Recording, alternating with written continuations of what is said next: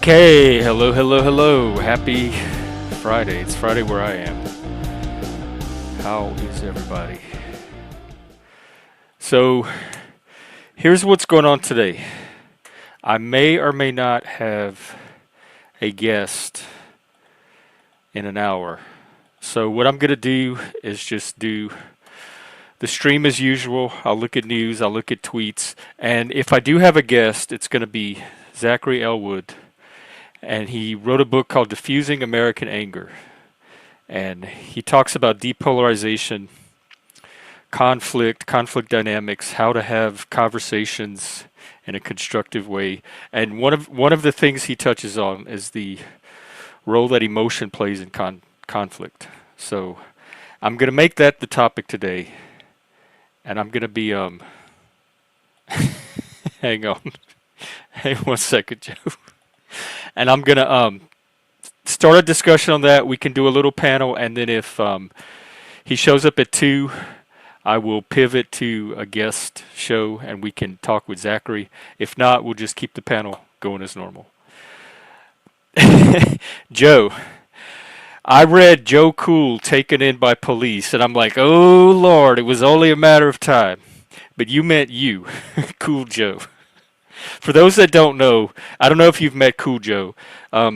He showed up on my stream one time on one of the fireside chats in the evening.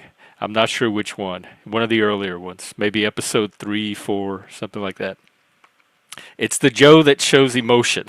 It's the Joe that lets the mask down a little bit and kind of lets himself spurg out. And I saw him today in Discord for a brief little second. And I made the comment that, oh, look, Cool Joe is back.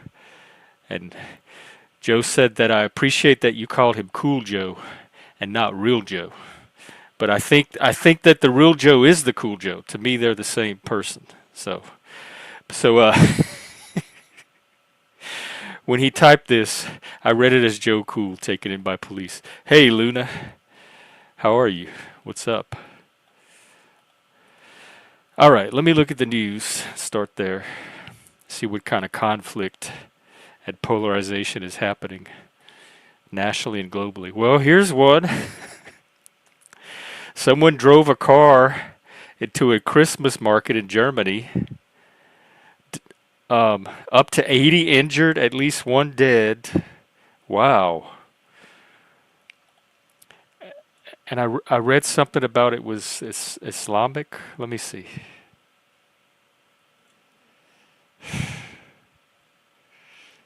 Let's get some more details. 60 to 80 people injured. They drove the car into the crowd at this Christmas market.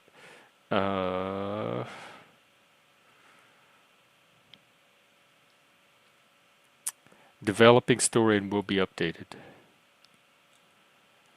See, that's what I'm saying. People are getting crazy with the violence. Stop that. People are getting radicalized.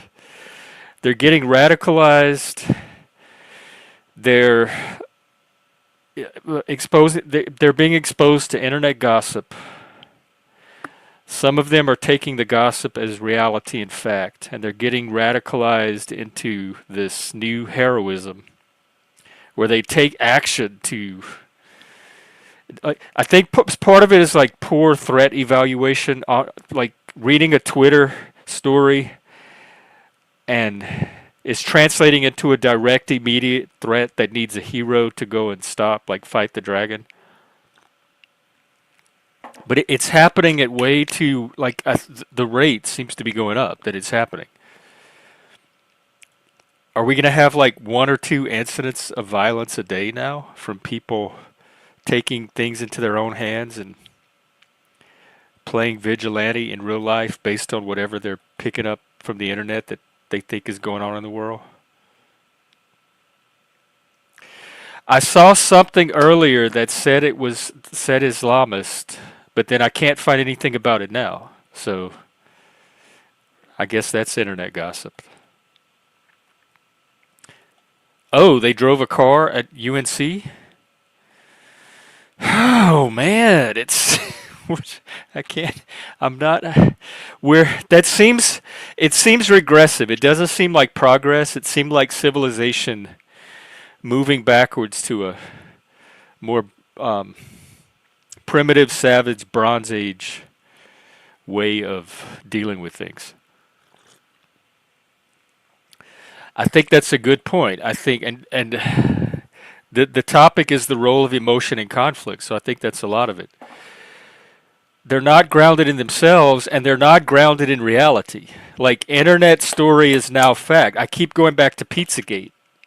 There was this whole internet conspiracy that started about this pizza shop and Pizzagate and child trafficking, and people took it as fact because they don't have a way to filter out actual threats from perceived threats that are being that they're interpreting into these online narratives. And so in their mind, because they didn't take these extra steps to be critical and fact check, they see it, they form it into a credible story in their mind, then they act on it. They rationalize or justify action to themselves based on this initial internet narrative or internet gossip that comes to them. Joe, you're kidding me. What? Yeah, but we don't know where it's happening and when it's like, so people can take something real like that, trafficking, and then they can spin it, they can weave any narrative about anything and use that as one of the kernels of truth in the narrative to get people radicalized. Or people are getting themselves radicalized because most normal civilized people I know are not going to see something on the internet, go out and grab a gun and try to play hero. I think the type of people that are doing that in the first place have some issues inside of them that are making them vulnerable to this radicalization.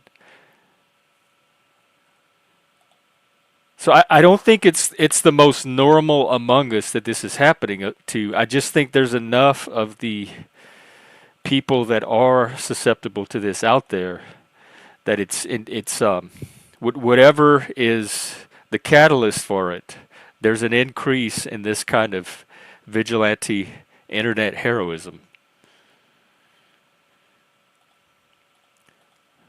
Let me see if I can find more details on this Germany story. I didn't even look at the rest of the news. Let me do that real quick. Um, Government shut down debate. I always ignore those. The government almost never ends up shut down.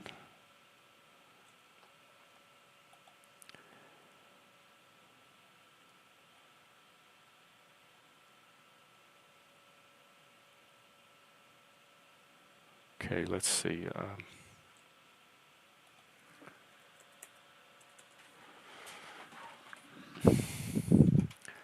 Germany or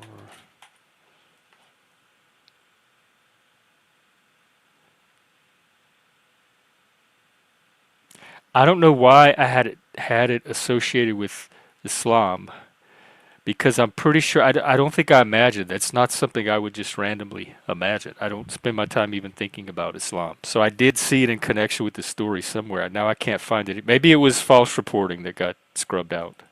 Who knows?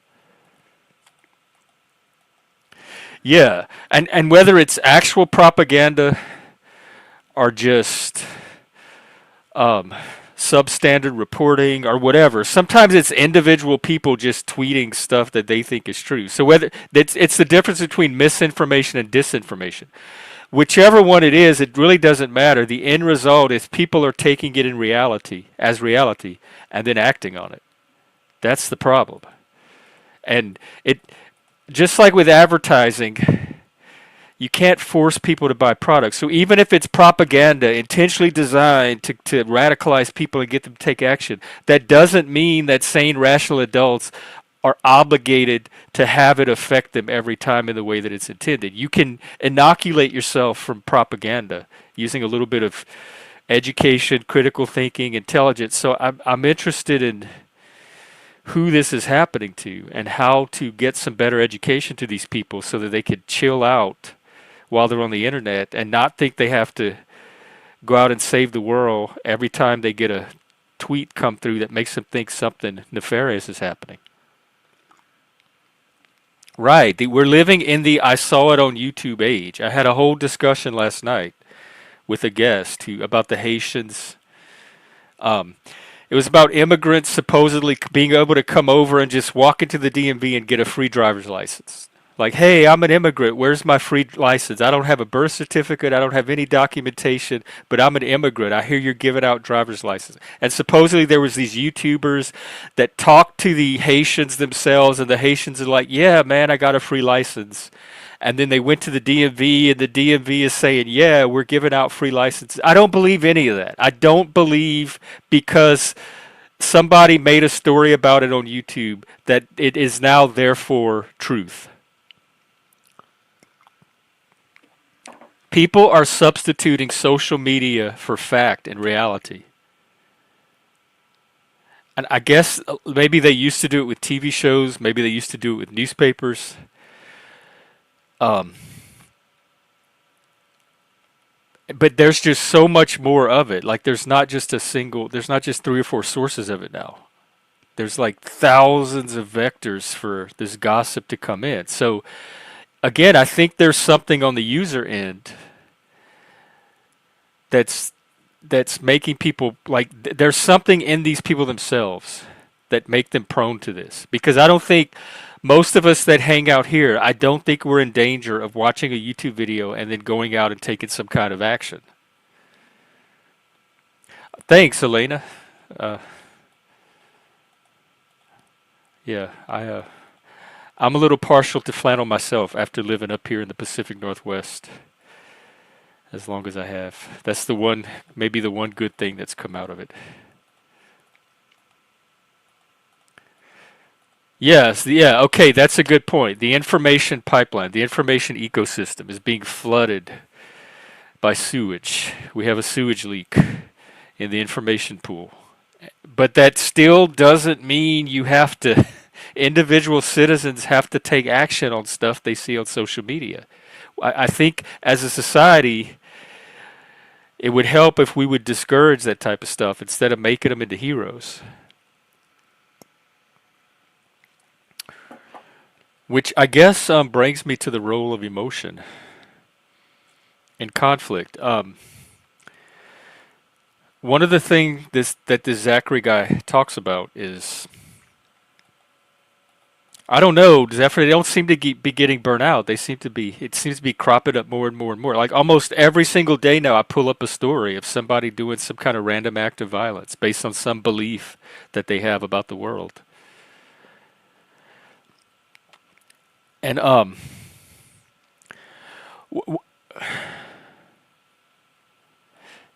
right, that is my position. Is that emotions are completely normal and natural. We don't have to be scared of them. We don't have to take any kind of action based on them, or in reaction to other people's. But this Zachary guy's position is that, and I'm thinking it through. I looked into the book that he wrote, and I'm thinking it through. That emotion, especially negative emotions, contempt, anger, hostility, hatred, condescension. It's called Diffusing American Anger. I'll give you his website link, and there is an Amazon link to the book. It's only available on Kindle right now. I don't think there's a hard version, but you can pick it up on Kindle. But here's his website, and then from there is a link to the Amazon site. I'm going to also drop this other video that he did from his channel on understanding polarization and why it's a problem. And so if you're faced with what you perceive is a strong negative emotion from somebody else, and now I can bring it down to a very practical level, because we see this happen on the streams, on this channel right here. We see this happen a lot. Your negative emotion will increase in response to that other person's emotion. So there's two types of polarization he identifies. Polarization of belief, when people have different are opposite viewpoints, like on the abortion issue. Some people think it's murder. Some people think it's birth control, that it's not a fully formed human. You can have opposite beliefs, so that's one axis of polarization. But then you can also have emotional polarization, and they're separate axes. So you can be emotionally polarized against somebody. So you can have opposite beliefs from somebody, like a Kamala supporter and a Trump supporter, but not necessarily be emotionally polarized. You can also be emotionally polarized, but with somebody that you don't necessarily have opposite beliefs about. And there's a relationship between beliefs and emotion, because the beliefs are embedded into the story. They're one of the structural elements of the story that reality and whatever data points, facts, let's call them, we're using, get filtered through to feed into the emotion to begin with. And so if you're interacting with somebody and you're displaying or expressing strong negative emotion, you can actually, through the emotional response of the other person, they will become, because there's a relation between those strong emotions and their beliefs, they will become even more entrenched in these polarizing beliefs based on their emotional response to your emotional expression about their beliefs. So talking to somebody who has different beliefs in you than you in a very emotionally charged, angry, hostile way can actually make the polarization worse, is his thesis. I come at it from the end that emotions are natural, and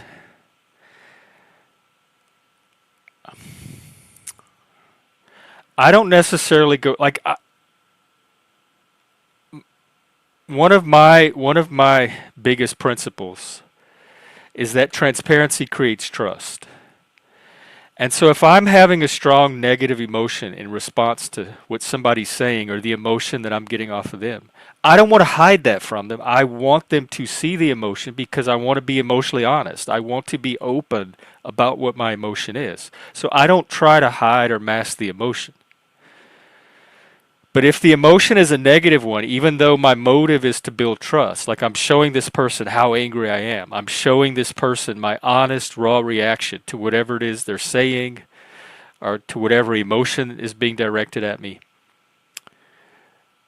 one of the consequences of that can be an increase in division and polarization as a result. So even though I'm doing it to be authentic and be genuine and be and provide that transparency that trust is built on, that may not actually, so that's my goal, that may not actually be the outcome. And so that's one thing that his book has me thinking about and examining. I don't know, like his solution is to be mindful of the emotions you express, and I don't know if that's an option for me, ability wise, like competence wise, and I don't know if it's an option for me value wise. I don't know that's going to be a value of mine that I'm going to be able to adopt, is to mask or hide the emotions. For two reasons. The first one I just described. I want to be honest and authentic about what those emotions are, and there's no better way to do it than to let the person actually experience the emotion directly. But the other thing is what I've talked about before, is I need to fully feel the emotion myself, because there's data and intelligence that emotion is giving me for me to process and do my own reflection on the situation. So if I constrain the emotion, I lose information that I need to examine the issue.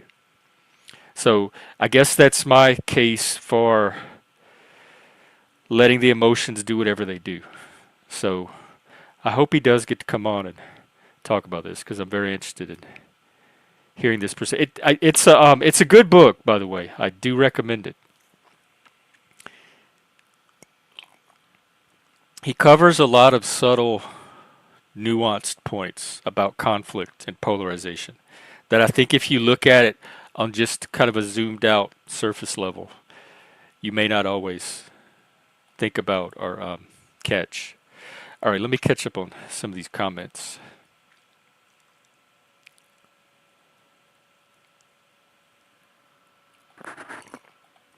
They aren't football teams, but we have football teams for a reason because we're monkeys, we're primates, we're tribal animals, tribal mammals.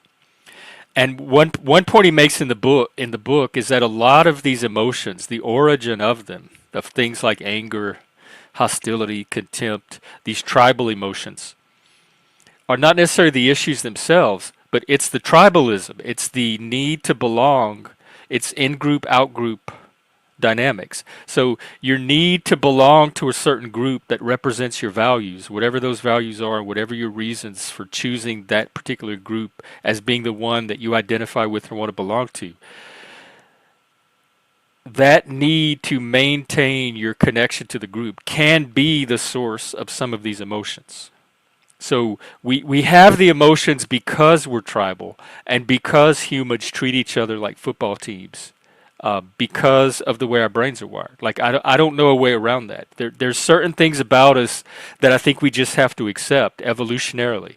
Like culturally, intellectually, civilizationally, we may have advanced light years over the last 2,000 years, but we're still working with the same monkey brain, the same limbic part of the brain that we always did. That has not evolved in the same 2,000 years that the higher like neocortex of our brains have. And so that's still operating at the monkey level. We're still violent. Like if you take our higher human part away and you just put like we're just wild monkey creatures walking around, our basic impulse when we encounter another monkey is going to be to kill it or to screw it, to mate it, to mate with it or attack it. Now humans have this extra third thing because we're mammalian and we're a cooperative species. This instinct to kind of form some kind of collaborative connection and cooperate. So that could be a third possibility. But basically, that's our tribal instincts: aggression, um, mating, survival, self-preservation. We respond to threats. Is this thing a threat? Do I need to kill it? Can I gain an advantage by killing it? Does it have food or resources that I can make mine if I destroy it? That kind of thinking is still operative in us. The tribalism, the need, like we can't belong to all 8 billion humans on the planet all at once. We have to select a subset of that 8 billion that we can form those connections and invest our energies in and be loyal to and defend, and because they provide us some kind of advantage for doing that. So I don't see a way now evolutionarily to just wave a magic wand and have humans not be violent, not be lustful, not be ambitious or greedy, and not be tribal. So I think we just have to accept those parts of our nature. And that's one thing where I think Satanism has an advantage, because Satanism tends to start with human nature as it is, instead of any kind of idealized version that it's divine or higher or evolved or anything like that. We're very aware of what people are, what they're capable of, the impulses that impinge on them every day.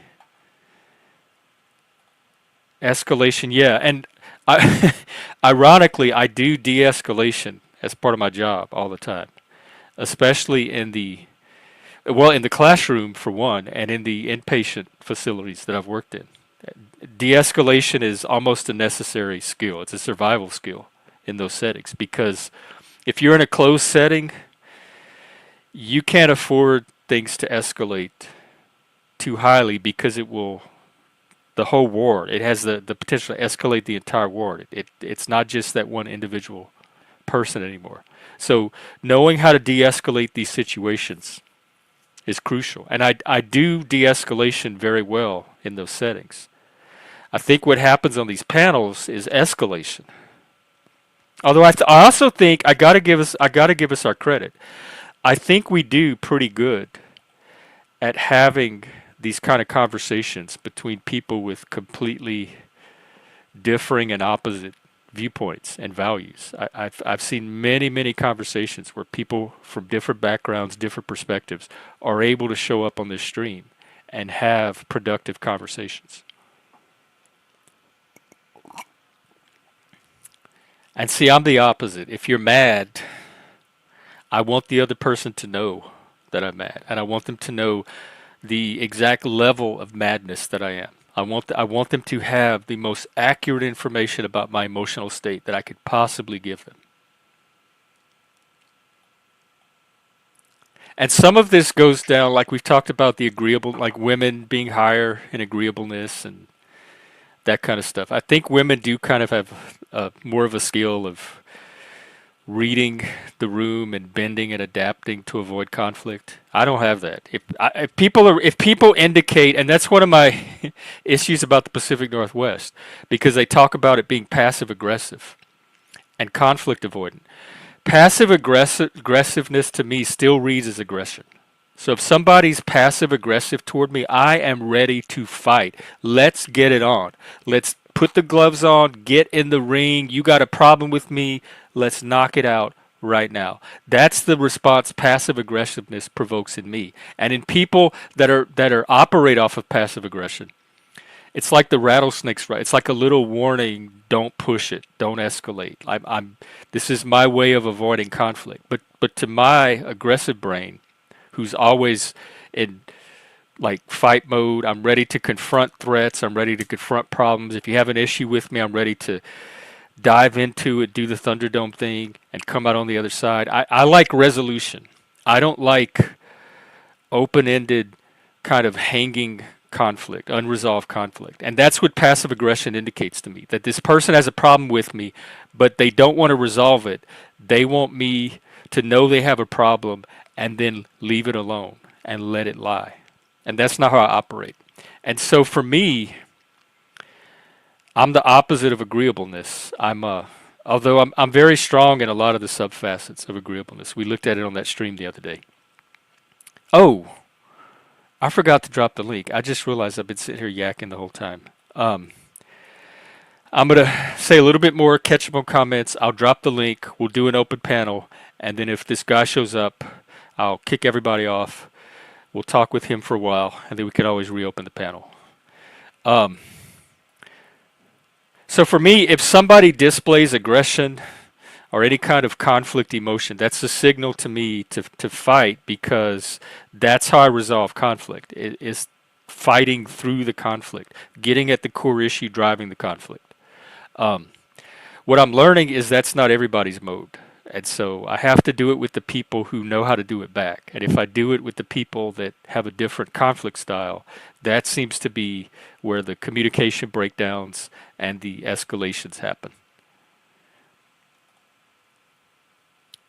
Well, this concept of putting emotion on others, all I'm doing is having an emotion.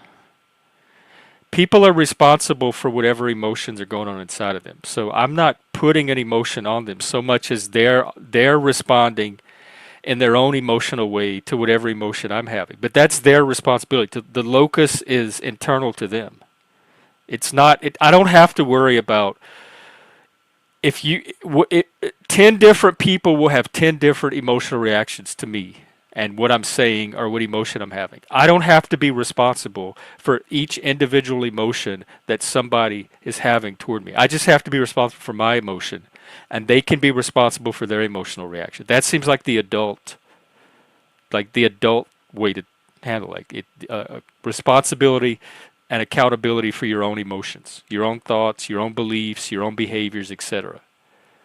So I don't see it as putting an emotion on others.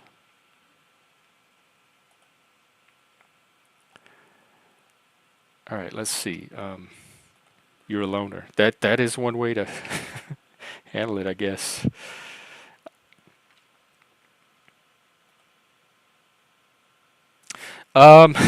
Zephyr. Do I?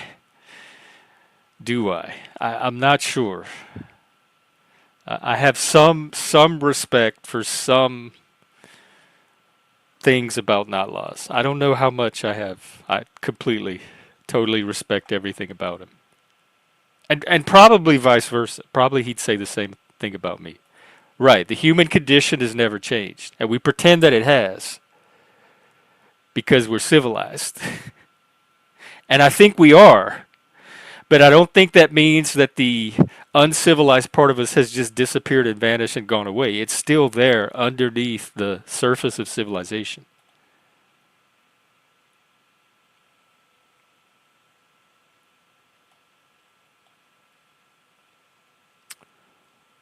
I miss the antlers too. I need to get some more. Maybe for Christmas. I'll look at Amazon and see what they have. You freeze a lot? I did too that time I got assaulted. I completely froze. I dissociated and went off into my head. I had no idea what was going on. I couldn't even process that I was being punched. It was so out of out of the ordinary or out of the norm from my world. I was just not used to people acting that way.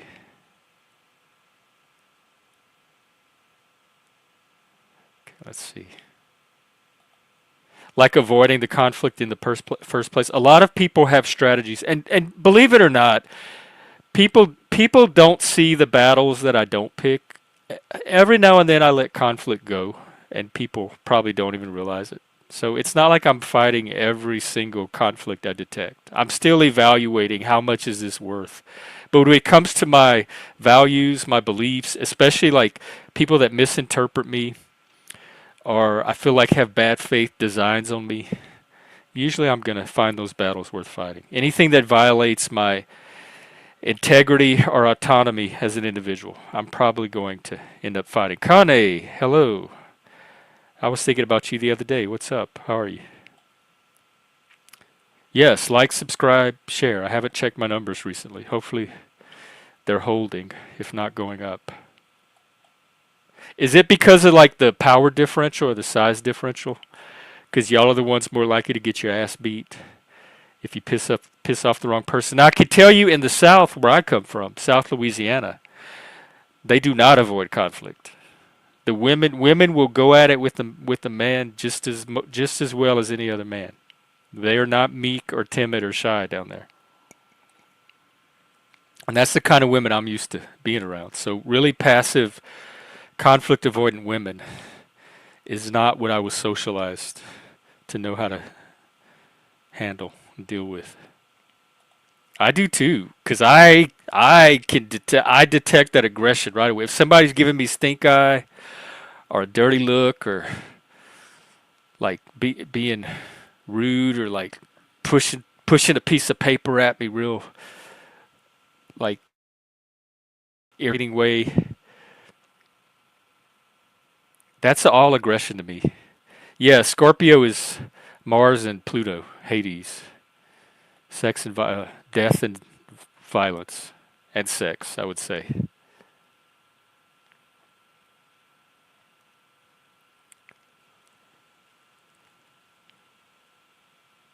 Okay, let's see. No, actually, I in fact, there's a really good video I saw yesterday on Stoicism. I'm going to drop it in the link. I mean, in the chat. It's on. There's two of them actually. I'll put both. Why people dislike you, and why they hate you, and it's all about that. People projecting their shit onto you, and it not being your problem. And I can't stop people from projecting onto me, so I just let them do it because I learn from it. I know who I am, so I know what part is projection and what part is actually me that they're talking about. So I let them project as much as they want, and I sit there and I just collect that data because it helps me build my model of that person. But they're also exposing themselves in the process. They're giving me an awful lot of information about themselves, and I'm used to people projecting onto me and like setting me up as the scapegoat. That was my role, my family role growing up. So I can take an enormous amount of negative projection from other people, and I can just sit there and absorb it and learn from it and let them get it out of themselves. That's why people call me a shadow worker, because people put their shadow on me, and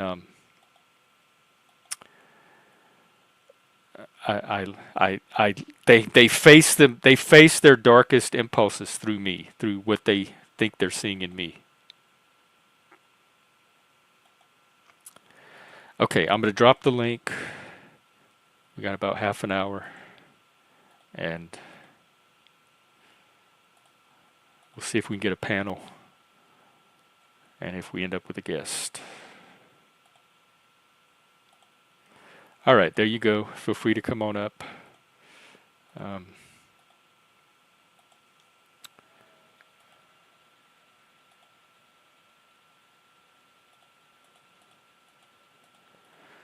Let's see. Let me see how many tweets. Oh, let me check the rest of the news. I got caught up on this Germany thing.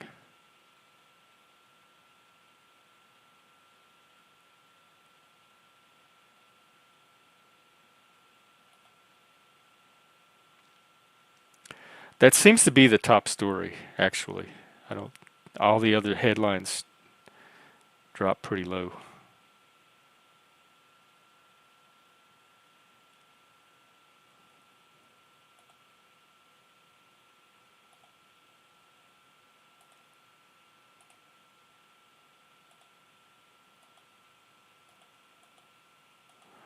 Okay, let's hang on 1 second. I think we have a guest backstage. Let me check.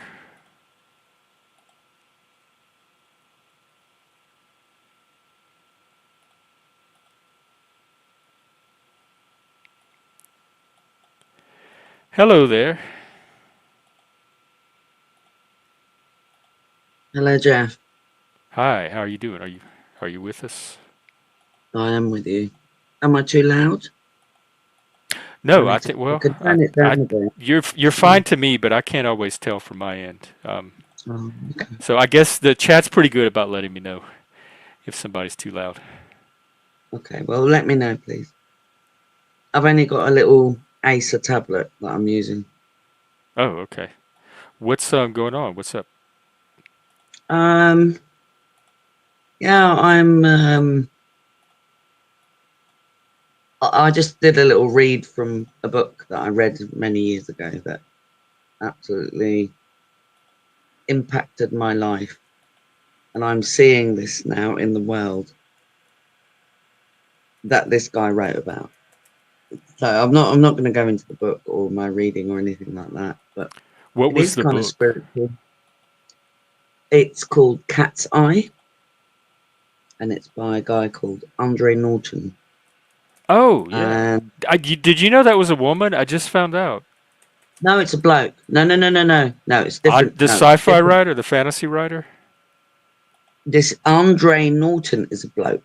This is the No. Cat's Eye It's is not. I was the same way. I was in shock. Her name's Alice Mary Norton, and No, she no, wrote it's under not. the name Andre. Oh, really? Yes, I just found that out Cool. this week. I was just as shocked because Wow. I grew up reading Andre Oh Norton, and I my always God. thought it was a guy. I always thought it was a guy. I know it's this old lady. She has a cat. Brilliant writer. I don't care whether it's a man or a woman. That's irrelevant. What's relevant is this is actually my third copy of this book. I don't ask me how I found the first copy, but it just fell into my lap, and I read it when I was in my early 20s. I'm 57. I'm an old git, and I'm not ashamed either. Don't be Yikes! That's ashamed not of that your old. age. I'm not actually that old. I can still move about a little bit, you know. But that is really cool. So, Jeff, that's so interesting. And it's fascinating because I ordered a couple of CDs, one for me and one for my uncle, because he plays the cello. So I'm from a classical background. I love classical music Oh, cool. fundamentally, but I also like a bit of reggae, a bit of dance music, you know, dubstep, all of that, and intelligent drum and bass. Trust me, nothing wrong with that. But that's so amazing. Thank you for that. Because when I was looking for the book before, and I couldn't remember the author's name, and I was talking to someone else on YouTube in one of the lives, And I was talking about this book called Cat's Eye, and this woman's name kept coming up. And I'm like, but it's Andre Norton. So there's me thinking it was a dude and it was a I woman. did too. Was so? Tell Brilliant. us about Oh, this thank book. You you. said it was something It's that had a such lot a of good meaning book. for you. Well, yeah, and I'll tell you why it's got a lot of meaning for me is because she actually wrote about what's going on now, even though it's sci-fi and it's like this guy, and his name was Troy in the story. It's really interesting story, really, really interesting. But it's not even so much as that it's going from one world to another. It's the fact that she was writing about automated motorways and automated trucks and cars, but she was also writing about the connection that we have with animals and one another. You know, this psychic thing that we've got where we connect. So it's not just sci-fi. It's like it's out there. Brilliant. It's fascinating that it's a woman and not a bloke. Because I read this like 30 odd years ago first. And, you know, this is my third copy of this book. And don't be shy to buy the book. Honestly, it'll be like about, I don't know, about $3 or $4 maybe for you. And it's a good read. Yeah, I'm looking at it now. It was written in And I'm reading. 1961. Yeah. But I'm reading from it at the moment. So I've just started tonight because I got it sort of this afternoon and I was like, oh my God, Oh, she I wrote got the this book. Beastmaster story, the one that they Oh, made the did she Beastmaster. really? Oh my Yeah, it God. looks like. Yeah, that's. I think that's why I looked. They Wow. were talking about Beastmaster the other day, and I looked it up, and I saw that it was by Mhm. Andre Norton, and I clicked the link, and there Right. was this picture of an old lady with a black cat, and I'm like, that's not Andre Norton, and it sure enough was. That's brilliant, man. I'm so impressed. That is brilliant. So I have an Yeah, update. they I can. just heard from Zachary, and it looks like he is going to stop by. So he should be here in 15 or 20 minutes, and we're going to talk about Okay, conflict and maybe polarization. not. So let's chat with you in the Oh meantime. wow. Oh no. Man, I'm just see that our connection, and I think this is what I hope that is what folks are going to really realize is that we are the original intranet. That's What why what they want planet? to control us. No, we're the original internet, right? We Oh, because we're human, like connected. All of us. the weird spooky ways we're all connected to Everything. each other. This, yeah, and animals and trees and mycelium. Oh, and mycelium. Don't even get me started on mycelium. So, Pierce Anthony. I Oh read a yeah, he lot. wrote the Xanth books. I used to read Oh him. man, amazing. And so I just got my Chaining the Lady series, which I read 5 books, where Oh you yeah, I think travel I to did read one another of those. world, and there is a body waiting to let you live on that world physically. Just boom. But it's also a race because they have to race to get to the planet. But he also wrote Ox, Omnivore, and Ore. Now that one blew my mind. Boom. Trust me. Ox, You talking about Omnivore. Andre or It's called Pierce? no. Pierce Anthony, and it is of man and manta, of Yeah, man he and wrote a lot of manta. good series. Split Infinity. I Oh remember he yeah, wrote yeah, one yeah, a yeah, big yeah, one yeah. called Tarot. Yeah, yeah. But see, don't ignore Michael Moorcock because, and a lot of these guys were also That's another good one. psychologists, by the way. Yeah. Moorcock, Yeah, I mean, Elric. when I read, yeah, I read, but see, the Eternal Champion is all of those characters, right? So Dorian Hawkmoon, Elric, oh God, I can't even remember all the names, but just it will blow you out. If you've got the patience to read anything, these are better than psychologists, right? These writers, they're just wow. And I spent like years just reading and reading and reading and reading and reading and going out in nature and reading and animals around me and people, good people around me. And that's how I hope everyone should like take their path, just to connect and be lovely and kind and Oh, yeah, just read a little bit more. You know what I mean, Jeff? I think kind of, sort of. I think I definitely know the reading part. Yeah.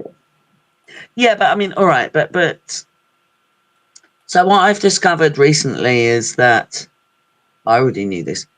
There are so many beautiful people that you can meet along the street when you just go to the shop. And these are the things that we need to do more, is that little connection with just someone. You just say hello to someone and their face lights up and their smile and that beauty. And yeah, Heinlein was, well, I am a stranger in a strange land. I know Yep, that already. me too. Oh, I trust me. definitely related to it. Oh, Michael well, Valentine I salute Smith. you, sir. Salute. And please read, oh, what's his blooming name? Oh, Rendezvous with Rama.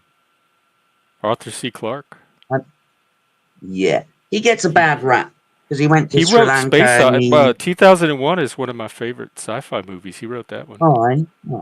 But read the Rendezvous with Rama series as well if you can, because that is something out there. So, Umau, the thing that came in to our solar system, that was like Rendezvous with Rama.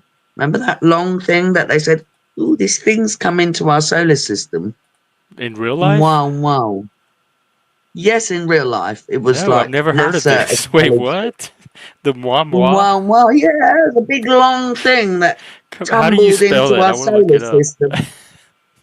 Well, I'm not sure how it's spelled, but I'm sure someone will correct me. It's Wow. It's like a Maori name, but it's this Moi long moi. cylindrical thing that came into our solar system and then buggered off again. Come on.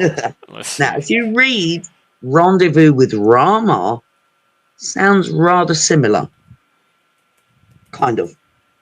Now, I don't know. I'm speculating. Moi moi. The first Wow. Yeah, interstellar I know. object detected passing through the Yeah. solar system. What? Uh-huh. October Yeah, big long 2017. chat. Yes. Okay, I I need have a to read up memory on like this. a I have battery. never heard of this. Oh, really? Oh, come on, Jeff. No, You're out there, totally man. passed me. You're This is just during the Trump freaking years. I was connected. glued to Twitter reading Don't about forget Trump all about. day. Look, bless you. Yeah, that's cool. I don't mind. Trump's hilarious, though, isn't he? You gotta Um, laugh. he is. I've kind of warmed up to the guy. Come and look at our one here. Keir Starmer sounds like a freaking murderer, mass murderer. Okay, I'm gonna read about this Umwa. Let me see if they have a pronunciation. Wow. Yeah. It's a Maori name. It's a Maori name. It's a Polynesian O name. U M U A M U A. Umwa. Something Mhm. like Umwa. Yeah, wow. Sounds Umwa. like a cat, doesn't it? Meow meow. Yeah, that's what I was Meow, thinking meow. at first. Or a big kiss. A big kiss. Mwah, and a hug and that. If That's it the meant name they picked for harm, it. well, I mean, come on. You can't make any of this shit up, can you? Excuse my French, but well, let's go deeper when we live our steps in our path, because we all have different paths. And I think that's one of the things. I've never had a chance to actually speak to you, and I think it's so important that we realize that we have our own steps. And Moose, I love Moose. Yeah, I he's love pretty his cool. family, and he's such a dude, man. respect. But I think that when we realise that we are so connected, you know, and it's I that thing know that I'm starting to think that. You know me, I'm not mystical and supernatural and stuff. But I have had but you very don't weird need to be. experiences of being connected to people in Mhm. strange ways.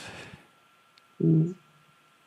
And this is the thing. I mean, that we realise that we're not just connected to one another or the animals or the insect, whether it's a flea or a tick or a I mouse don't or want to a. be I've connected to got a that. mouse.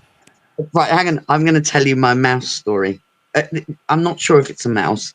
It might be a borrower because it's not mouse or rat coloured, but it's little. Now it's got loads of respect for my house. It only comes out under the cupboards. It lives in the walls. I live in an old village from 1266, right? On the Tay in Scotland, right? So this mouse lives, I can hear it sometimes walking through the walls. It comes into my kitchen. It does not come into my main living space. I don't live in a very big house because I've been moved out of my house. Anyone that knows me knows my story. I'm not going to go into it right now. So this little creature will come into the kitchen. I've left it a note saying, "Hello, little one. Please tell me what you need."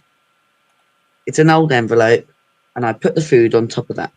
It only comes and takes that food. It doesn't piss or shit anywhere. Does not come into any. I've got two rabbits. It doesn't come anywhere near any other part of the house. Now that is respect. Yeah. You Doesn't think gnaw at it my knows? clothing, anything, nothing. It doesn't touch anything. It's completely respectful of my space, and it knows that I'm going to leave it food there every single day. Because what's a piece of carrot and a bit of strawberry or a blueberry or, you know, even some of the feed that I give and I only give my rabbits good food, obviously. Hey, Hey, Squatch.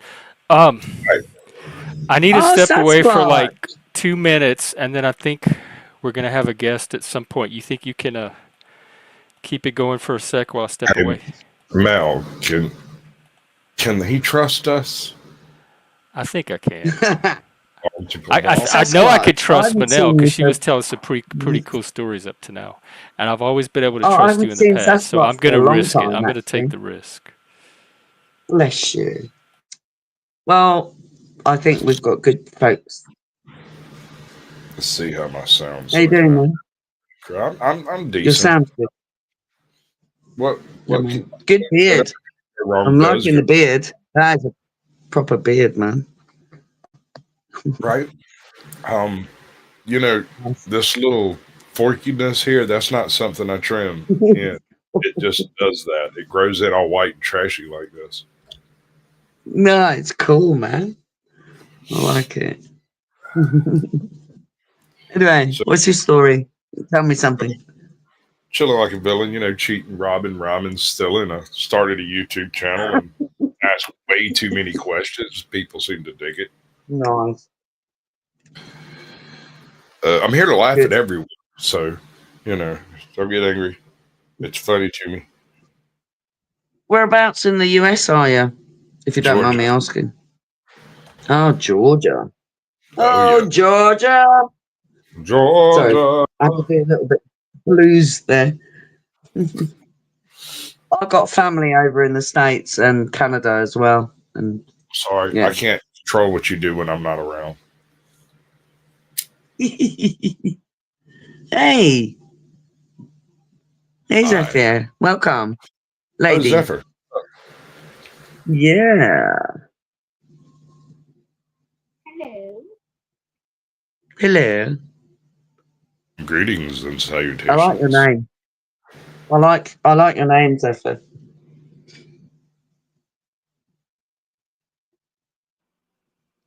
Me too. Right? That's why you picked. Makes so much That's sense. right. Oh. Don't be shy, Zephyr. Yeah, speak about. I'm trying to sort out my audio issues because I didn't All realize I right. had a Bluetooth speaker and now my phone is turned all the way up and I can barely hear you guys. Right. I can hear you. I'm aware that you exist, but that's But- as far as I'm willing to admit it. Stop it. Zephyr, your sound is good, so just sort your end out, I suppose. No, she Am can't I? hear us though. All right. Am I too loud? Shall I turn my? I'm trying to turn this down. Oh no, you guys are Is too that- quiet right now for some reason. Am I Let me too go back quiet? out and come back in. No, you're That'll probably fine. fix She's it. having some. She's having some audio issues. Your sound is Hey, not. Zephyr. Oh, is she? Yeah, she'll be right back. Okay. No, I offended Oh. her immediately. I have such skill. I don't know. She's pretty hard to offend. So Oh, far, she's lovely. She is She's a lovely. lady. But she's a lady. Remember that song? Who's that? That's that She's a that Welsh dude. But she's a lady. she's Sorry. a lady. Yeah. You know who I mean. I'm familiar with the song. I don't know who sang it. If you hum a few bars, It'll come to me. It will come to me. I'm not good with names, but hey, welcome back, Zephyr. Much better. I can It hear you now. is. dude. Oh, excellent. Dude. We've got 2 dudes and 2 dudesses. You can call me dude if you want. I do not care. I don't care in that. You can You know, call when you me get to the as point. long as it's not late for supper. I love humour, especially on a Friday night. Friday. There's things I have to do. Oh, right. It is Friday. It is Friday. Zephyr, yeah, what's it's up? What's free going on? day. But what are you asking? Say that again. Just how you doing? And what's good. happening and all that? Good. Danny's dad is making some green chili stew with beans, and I'm just chilling. I have a little weird ear infection. It's on the outside of my ear. Like, I don't know. I scratched myself, and so Ow. it's a little. You Oh. scratched yourself and it got Oh. infected? Yeah, I think. I don't know what happened exactly, but it's minor. I'm Where? Yeah. just inside my ear canal, like at the top. Oh, guys, I have my Oh. guest just showed up. So if y'all don't mind, what I think I'm gonna Now- do is close the panel I and get I just want everybody to off. give some and- advice to Zephyr. Okay, real um, quickly. Be what do they call it? The dark stuff that they give to their babies. Can't think of it. That's terrible. I don't know. No. Iodine, mercuric. No, I know. I just can't think of the blimmin' thing. What it's called? It's a bit propolis. Bee propolis. Okay. Bee I'll check propolis. it out. I don't know how to spell it. But And you you can type it in chat. propolis. Yeah, if y'all can type it in the chat, Propolis. and then I'll reopen the panel after Zachary and I talk. Yeah, just backstage me so I can Okay. still hear you guys. It'll be Okay, fine. I'll do that. Yeah, Let's same. see. Backstage, me too. How do I do this? Remove from stage. Okay, we have Zach Elwood. Welcome. Hi, can you hear me? Yeah, can hear you great. Oh, hi Jeff. How's it going? Going pretty good. Thanks for coming by today. Oh, thank you. I'm for the excited to invite. talk about all of this. Thank you. I was just checking out your website. So, first of all, do you want to? I've been plugging your book and talking a little bit about it and the role of emotion in conflict. Do you want to tell a little bit about yourself? And Sure. Yeah. Long story short, I was somebody when Trump got elected in 2016. I was somebody who was very angry and upset and was saying a lot of insulting things online about, Trump voters and contemptuous and divisive things about Trump voters. And then I got curious about conflict dynamics. And I have a podcast. I've had a podcast since 2018. Yeah, I'm I going to think. drop it in the chat too right now. People who read people. It was it's psychology and behavior related. But I started as I started getting interested in political polarization and conflict, got me down a rabbit hole of understanding conflict better, and I started seeing like the things I had done were just part of this process of like increasing toxicity, on the left and the right over the last few decades, by objective measures, all these, you know, uh, increasing divisions and increasing contempt and hate basically for the other side. How did you come to that realization? Well, it was a combination of reading, obviously Trump's election got more people to pay attention to politics, and I had never been that, I was in a very like liberal leaning, space growing up and living in Portland, Oregon too. So Oh. I didn't have much, it wasn't like I went out of my way to like understand conservative side perspectives, but Trump's election got me interested in that, got me curious about what was going on. And the more I learned about it, I started seeing all these indicators of how, once you really clue into how much emotion and contempt play a role in our divides, it's kind of easy to see that in so many areas. And it's not to say that issues don't play a role too, but our emotions really like make our discord over the issues more extreme, and they even like widen the gaps between our issues, because you can it just, when you have a lot of emotion, when you see the other side as evil or bad or just really bad and harmful, you start reaching for more extreme and hardened and non-compromising positions. So just to say, the more you delve into these things, the more you start seeing how contempt and dislike play a big role, even for these issues where we do have big disagreements, in terms of like widening the chasm and making people not get along as they might have with less dislike.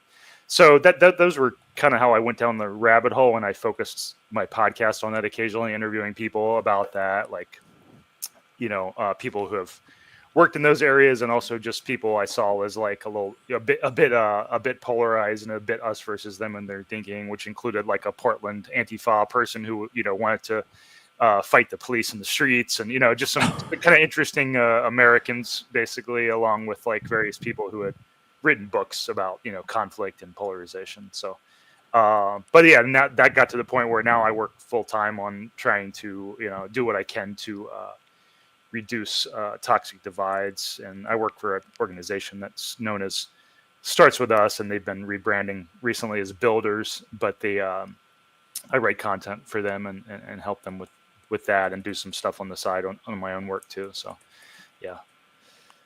Oh, let me look them up. Haven't heard of them. Yeah, they're more known as Starts With Us, but they recently, in the past few months, have been rebranding as Builders. But their website is still startswith.us. Okay. I was in 2020. I was part of Braver Angels. Oh, Braver Angels, for a little while. Mm-hmm. I went to one of their big conference in 2023. I Oh wow. They've been having yearly conferences. Yeah, but they do great work. Yeah. So you were where do you live, Jeff? I'm outside of Seattle. I'm in Washington State. Oh, gotcha. Nice. But I was in Seattle during 2020 for all the commotion. I saw it right outside of my window. I was 5 blocks from the Chaz. Oh right, yeah, I visited that. I was in Portland. Obviously we had our own. I think y'all got it even worse. Yeah, it was pretty pretty extreme. Yeah. So were you feeling the emotions at the time? Like, did you have the hatred, the anger, the contempt? I didn't have that. That was actually, there can be various forms of, dislike and anger. When that stuff was going on, that was actually part of what got me to see, like, oh, this is part of what makes people on the right so upset, right? Like, these are the kinds of things that help people on the right build their narrative of why the left is bad and unreasonable, right? Like and you start cluing into like how both sides build their narratives of the other side's badness, which isn't to say you have to agree with your opponent's narratives. It just means it just helps you understand why they can view your group or a specific group as bad. I just think it's it's easy once you start cluing into those things. It becomes easier to see how easy it is for people to come to very divergent and opposed views about so many things. We have a lot of these type of conversations on here because we draw people from all over the spectrum, and ha- sometimes it seems very difficult for people to get out of that perspective or mindset that the other side is evil or bad or wrong or doing something morally damaging to society. How did you do it yourself, and how can other people start to kind of make that shift in themselves? Yeah, and I think there's a few, there's the common objections to the work I do or the approaches I take. There's the usual set of objections where it's like, well, I do believe the other side, my opponents are doing harm, doing very bad things. And, you can continue to believe that. I think the important thing is seeing that you can continue to believe that while trying to understand the reasons why the other side believes that they're doing good. And often if you're willing to delve into these things, if someone is willing to, like, you'll start understanding that the other side is not this monolith, that they're not all as bad as the people that you see as the worst people in that group. For example, I still think Trump is a very bad and divisive leader, but I now understand how rational and compassionate people can be willing to vote for him or even be enthusiastic about voting for him because they've built their narratives about the left's badness and why, and some of those things I even agree with. But just to say, if you're willing to really get curious about what other people believe and not just say it's all due to bigotry or it's all due to wanting to create a socialist country or whatever the simplistic framing is for how we view our opponents. It's like there's a lot of nuance there about when you actually ask people why they do what they do. It's oftentimes much more understandable and rational than we think, but we often reach for the most kind of like simplistic or cartoonish version of what they believe, or the biggest outlier that we find on the other side. Like, somebody says something stupid at a Trump rally and we're like, oh, they're all like that. Or, the right does that too. They interview people at liberal progressive events and they find somebody to mock and they're like, oh, these stupid liberals, right? Like, that's kind of what we do to each other writ large. And that's kind of how conflict in general works, is everyone just focuses on these idiots they find on the other side, and that becomes their view of the entire other side. Yeah, I'm always saying on here that both sides do it. Like I could find examples on both sides Yeah, for and for almost people, any form of this conflict. And are you more on the? Would you say you're more on the? Not to break it into sides, but would you say your audience or your? I'm an enlightened liberal? centrist, radically enlightened, Okay. but I lean right. I was a Democrat until 2020, and then I watched the Democratic Party absolutely lose their minds, and it shifted me more toward like the intellectual dark web, and then eventually Gotcha. like right leaning. And Uh-huh. I voted for Biden in 2020. I voted for Trump in 2024. Gotcha. Yeah. Okay. Yeah, and hopefully, and hopefully everything I've said applies no matter the audience, because I always think about the scalability, because I'm very much focused on like my arguments being scalable to no matter what people believe, which I think is important. I wonder how it seems like curiosity is one of the keys to reducing some of this, or at least trying to understand the other side. But I wonder how difficult it is for some people in the face of that kind of existential threat that they perceive from the other side to have that kind of curiosity about the enemy in that way. Yeah, no, I get your point. It is very hard. I mean, that's kind of the fundamental challenge, I think, of conflict in general. When you do really view existential or very serious threats and dangers, that becomes the focus, right? And you can understandably get to a point where you're like, well, we have to do whatever we can to win. We have to, uh, destroy them, or whatever the framing is. I think that is the fundamental aspect of why conflict is so hard to resolve, because both groups will tend to find the existential threat that they see on the other side. But I would say I think it's very important in my work, I focused on, what's in it for you, or what's in it. I see these ideas that I share as being very much things that aren't just good for, this idealistic version of what's good for society. I think it's actually things that help people accomplish what they want, because I think it's the more you frame things in us versus them ways, if the more contemptuous or aggressive you are in your approaches, the more you can actually help build the pushback on the other side, the very pushback that upsets you. And I think that's the thing that a lot of people miss about conflict is like, I think a lot of people reach for more aggressive means in conflict and aggressive approaches. But I think if you're not aware of how that can actually amplify the conflict and actually build the very pushback that you're working against, I think that's very important to see, because, for example, I think there's many examples, even in the last few years, of how each side's aggressive approaches have helped build extremity and hardened positions on the other side, right? It's like people point to Trump's aggressive approaches or his way of speaking. I think that played a role in the left, reaching for more extreme and unreasonable positions.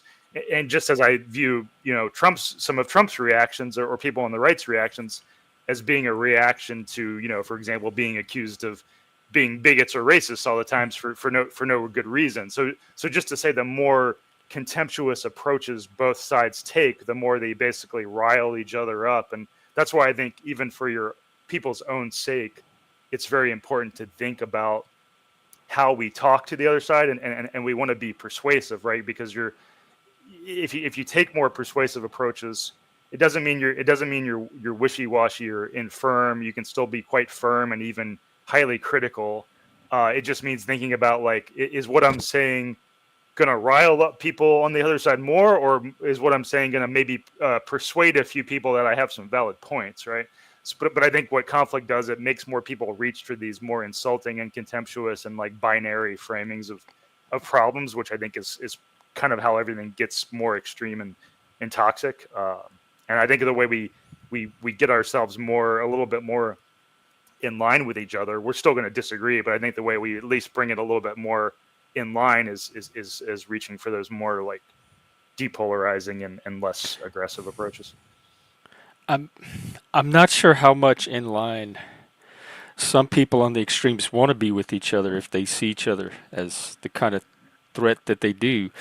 Yeah. And what are we trying to persuade the other side of? If they're your enemy, what are you trying to persuade your enemy of? Well, I think it's important to see too that the people, like, clearly there's some people that you're never going to persuade to take more more respectful or depolarizing approaches. There's some people that just kind of want to watch the world burn in so many ways, or they want their enemies to be more extreme because they think the cause is so important. So just to say, when you actually look at surveys and what people believe, I think there's a large swath of America, or just people in general, that want to get along with each other more and are not that extreme on stances. So it's not to say like you have to make peace or compromise with the more extreme people, but I think seeing that the things that you're working against, it's good to question how many people actually believe the things that you think are very extreme and bad. I think, and to say like maybe it's more about less focusing on the more extreme people and more about making the case to the people that are more like prone to actually think that you have some points. Because I think what happens is we tend to focus so much on the more extreme people that we lose sight of like, hey, there's this large swath of people that are more moderate and more open to being persuaded, or at least like not seeing us as that bad, right? That's how I would see it. But I guess maybe we could get more granular if you want. So you're trying to persuade them that you're not as much of an enemy or not as bad of a person as they think you are. I think it depends on what it's about, but I do think in general, thinking about how your words and actions, like for example, I was talking to this one of my interviews from my podcast was with this guy. Well, his name's Guy Burgess, works on this Beyond Intractability project, which is about toxic conflict. And one of his quotes was basically like, well, you can still work on the same things you work toward. You can just think about, is the way I'm talking about things or the way I'm approaching things prone to creating more conflict and creating more anger, or is the way I'm approaching things prone to actually persuading people and reducing conflict? And I think that's important because there's so much in the way you approach things that, and that's why I say, like, all the things I write about or condone or try to get people to see. I think all those things can be things that all politically passionate people, political activists can use, and I actually think it's like things that help them work towards their cause. In other words, So there's some self-reflection that can be done by each individual, and I guess getting clear on what your actual goals are. Is it to live in harmony? Like, to me, we share a country together. We have to get along enough to make society work. Otherwise, I right? don't see There's a what. base level Yeah, of stability that is needed. Yeah. and I'm old enough to remember when the polarization was not this intense. Republicans and Democrats could sit at the same table. They could be in the same room together. They could be in the same family, and it didn't tear each other apart like it is now. And so I've watched it over the years. Well, that's the other thing too. Is the more binary and us versus them things are become, the more it works against your own causes too, because then it helps build that dynamic of where, our opponents are going to gain power presidentially or congressionally in a few years, and they're just going to undo everything we did. So it's kind of like, in order to, the more you make it this binary, the less you're going to arrive at compromises that even allow the changes that you want to see be long term, right? It's like the more it becomes this back and forth power struggle where everything just gets undone every few years, like it just lends itself to this volatility where, you say if you're a Trump voter, like I would argue you would want to take less divisive approaches because it helps you get the things that you want to get done, and it helps create policies or laws that are not going to like upset people as much, so therefore they're going to stick around longer, when the next if the power changes in a few years or something. That sounds good because, like, I think it's politically practical to plan for power changes, and so you don't want to alienate the other side too much because you're going to need them to help them preserve your gains when they do get power. But then, like, I'm thinking of things like DEI and wokeness. Like, I don't feel there's any kind of connection I can make with the left that would stop them from pushing that stuff through if they got power ever. Like, there's no kind of compromise I feel like they would ever make on those issues. And then I'm sure they feel the same way about something like abortion, maybe. But I would question it, right? Like, because it's like, how much do they really want those things? When you look at surveys, like, it's not clear to me how committed, when it comes to that realm of ideas, just as with many stances, it's not clear to me, like, how committed people are to that stuff. I think we've actually seen a peak of a lot of that things in 2020, which to me was a lot related to COVID. I mean, I think especially, in Portland and working and living in Portland, I mean, I saw a peak in 2020, which I think was resulting from like existential stress from COVID. I think the stuff we saw in Seattle and Portland, even January 6th, I think a lot of that was related to more people being stressed out and, the election coming up and all that.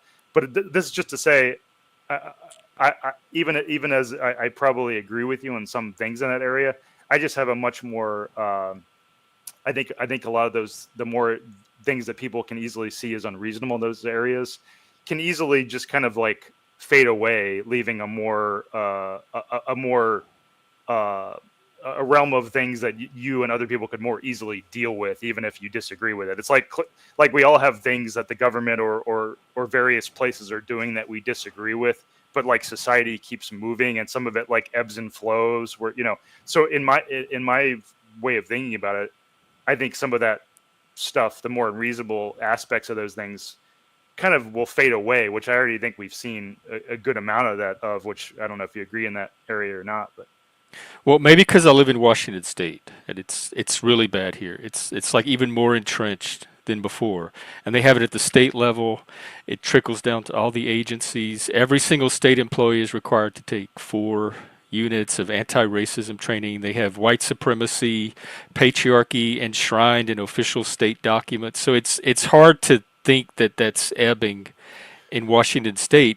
And then at the federal level, Biden did his equity order, and then it started showing up everywhere. It started showing up in all of the different federal departments, the funding departments, National Science Foundation. I work in mental health myself. It started showing up in the mental Yeah. health field with these equity plans. And so when they get power, this is what they seem to do. And so it's hard to trust, even if I can get along with them, even if I cannot be polarized, it's still hard to trust that if they get power, they're not going to try to further this agenda. Well, yeah, I'd say a few things in there. A, I think all the things I said about how we approach that conflict still apply, because it's like if it were me working on those things, if that was like the thing I focused on as a political activist, I would very much want to persuade people and not speak in contemptuous ways, because I think that is just the best way to approach those divides. So again, I'm not saying you or anybody else can't work for what you believe in. So I think all those things, hopefully all those things I said, you can see applying to no matter what the disagreement is about. But then on top of that, I'd also say, is it possible that some of those things, I think we're seeing a reckoning too, with like many Democrat leaning people have written op-eds about like, oh, we need to face the fact that many of these policies are just simply unpopular, right? Like I've seen many more of those op-eds. So that's just to say, maybe some of, you never know what the future holds. Like, with more pushback to those ideas, which we've clearly seen, I think there'll be more people acknowledging that, like, hey, we're making people angry with a lot of this stuff. Maybe we need to tone it down. I think that's not to say I know what's going to happen or that I have a firm opinion, but it's just to say, I think less divisive things are good, and you can work on them, embrace those approaches no matter your political views. And then B, I don't think the future's ever set, because I mean, there's been things that I think, there's various things that we all think are bad, and then sometimes those things ebb and flow and change. And for example, like maybe with Trump's presidency, we see some of those things go away, and then like if Democrats take power in the future, are they really going to fight that hard for some of those things when they see how much pushback there's been to it? I don't know, because I do feel like there is this, how powerful is the more progressive wing going to be on the Democrat Party? I don't know the answer to that. So just to say, but my main point in all of this is like my only thing I focus on is the ways that we can unintentionally amplify conflict, because I would say some of the ways that like Elon Musk and Trump talk about these things, to me, helps build the very pushback that they're working against, right? That's what I mean about like when you talk as if your opponents are evil, or if you talk as if they're completely like, they've lost their minds, that makes them more committed, fight harder against you, right? Like that's kind of what I'm talking about, is like the way we talk about it can make people more or less committed to fighting us about these various things. So if we talk nicer to them, there's a greater chance they might I pull think back so. on some of it. Like you're right that we can't predict what they'll do, but I think you can if we still want a criticize them better harshly. chance of getting our outcome, Yeah, I think so. and we approach it aggressively, that's not going to contribute. I think you can do it aggressively. It's just, I think the more contemptuous things, it's kind of like the things I see that Elon Musk does, where it's like he's kind of like mind reading. Like, I know that you have malicious thoughts because you believe this. It's like, And they say the same thing. yeah, exactly. It just becomes this back and forth of like, no, I think you're evil. No, I think you're more evil. It's like, I can fully see like why both sides think they're doing good things, and that's kind of what I've, even if I very much, I write in my book about helping liberal people see the ways that DEI or anti-racism things can be seen as very unreasonable and divisive. So, I agree with some of the things Elon says, but it's the way he says it that I'm just like, you're creating the very pushback that I think you're fighting against. And I've talked to many of the people who believe that. They're like, even people that largely agree with Elon, they're like, yeah, I wish he wouldn't call people evil and say they have a woke mind virus and all these kinds of things. Okay, so stuff like that. I've used that phrase myself before, because that's kind of what it seems like. No, But and I can understand, but I think it's worth seeing how it's, to me, it's not any different than like liberal people saying, Trumpism is a cult, or it's like everybody calls each other brainwashed. It's like, and Trump derangement syndrome, is that it's one like out too? yeah. Although I can kind of see that too, but it's like I just think that there's these various things we do to each other where it's like, it just kind of like is the most insulting way you can describe somebody else's ideas. And it's like, if you told me I was brainwashed for whatever belief, and I'd be like, fuck you, I'm going to work even harder against you now. Like, that's kind of how I view it. Yeah. Well, I hope Not Laws is watching. He's one of our regulars that likes to say that quite often. You make a good point, though. Like, what is the difference between aggression and contempt? You said aggression's fine, just not contempt. Yeah, I think you can. Because some people can mistake. Like, I think aggression gets mistaken a lot of times for something more negative than it actually is.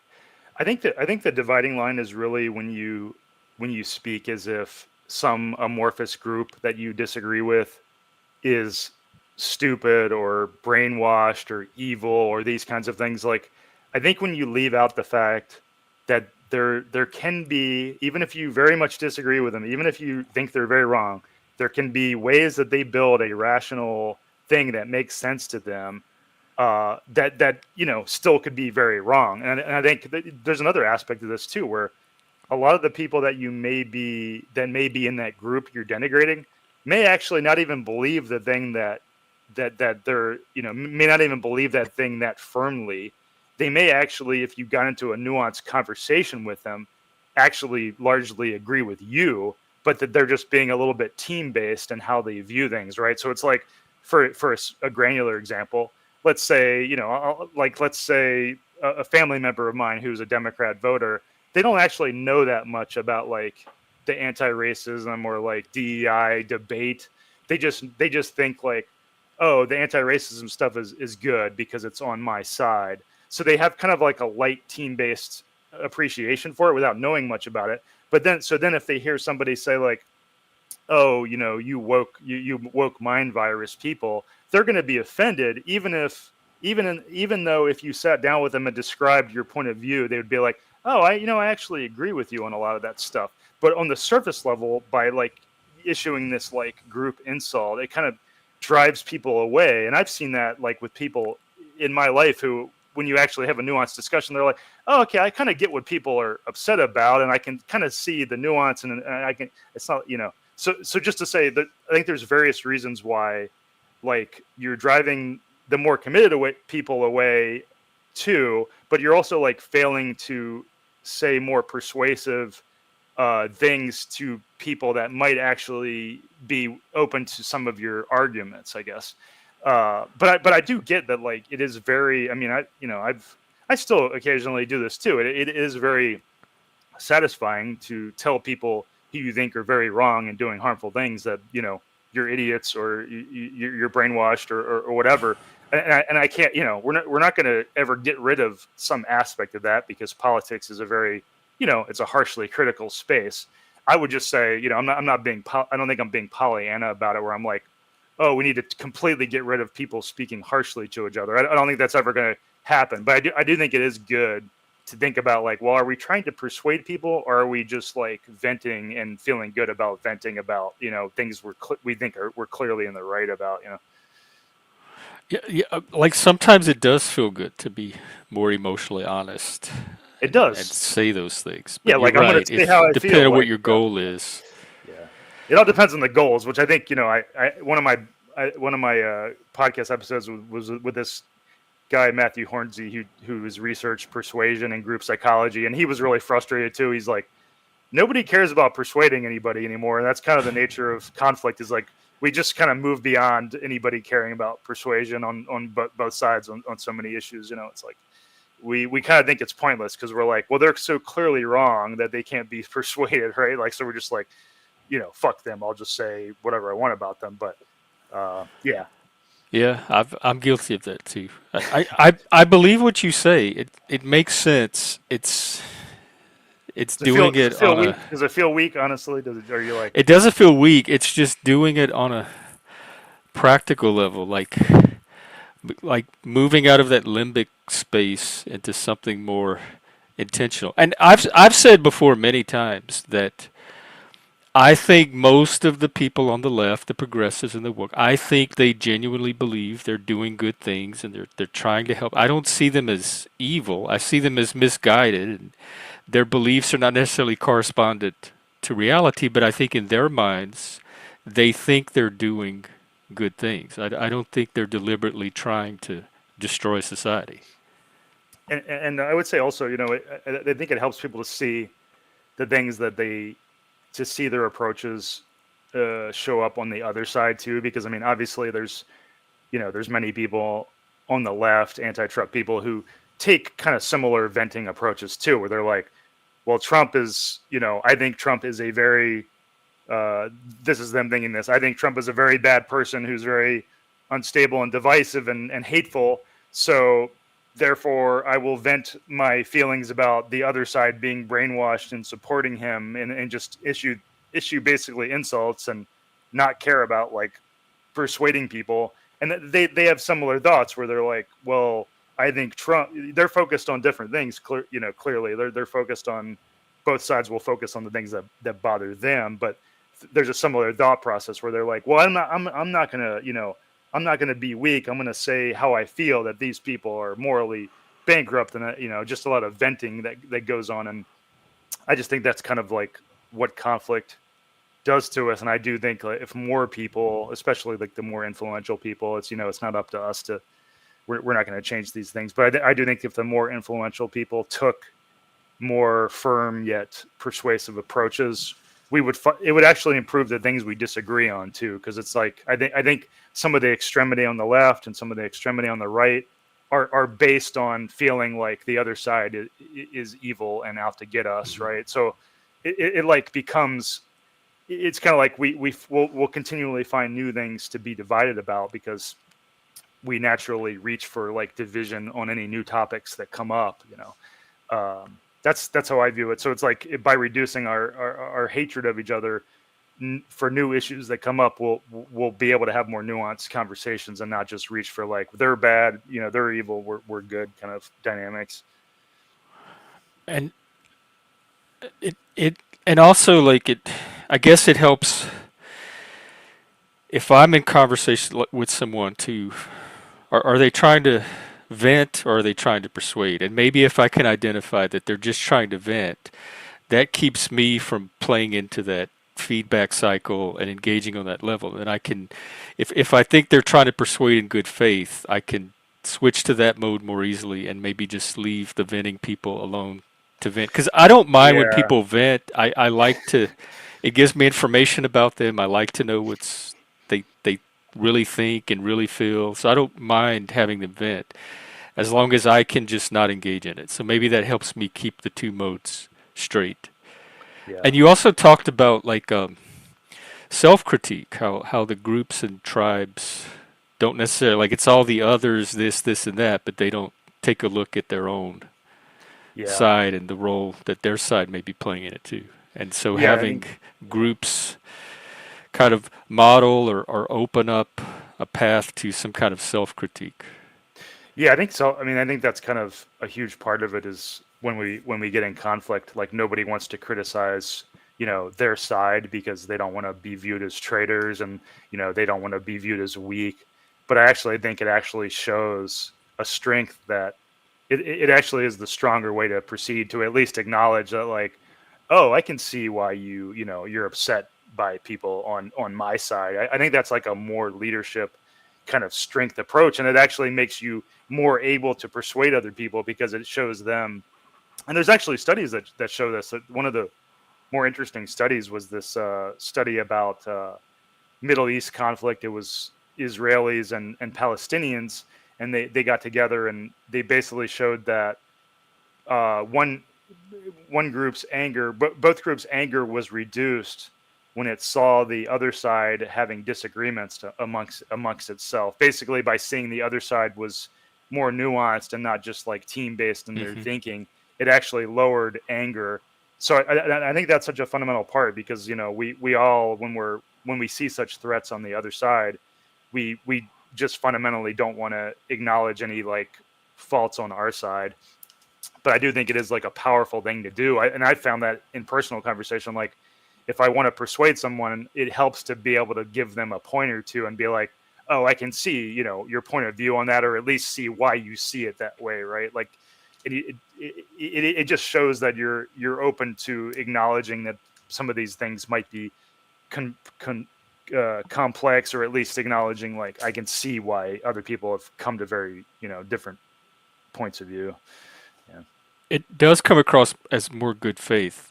That we have people from the left that show up here, and even a few progressives, and some of them have been able to acknowledge that yes, some of the stuff on our side is a little extreme, or I don't necessarily believe it to that extent, and it's very valid. It feels less like gaslighting.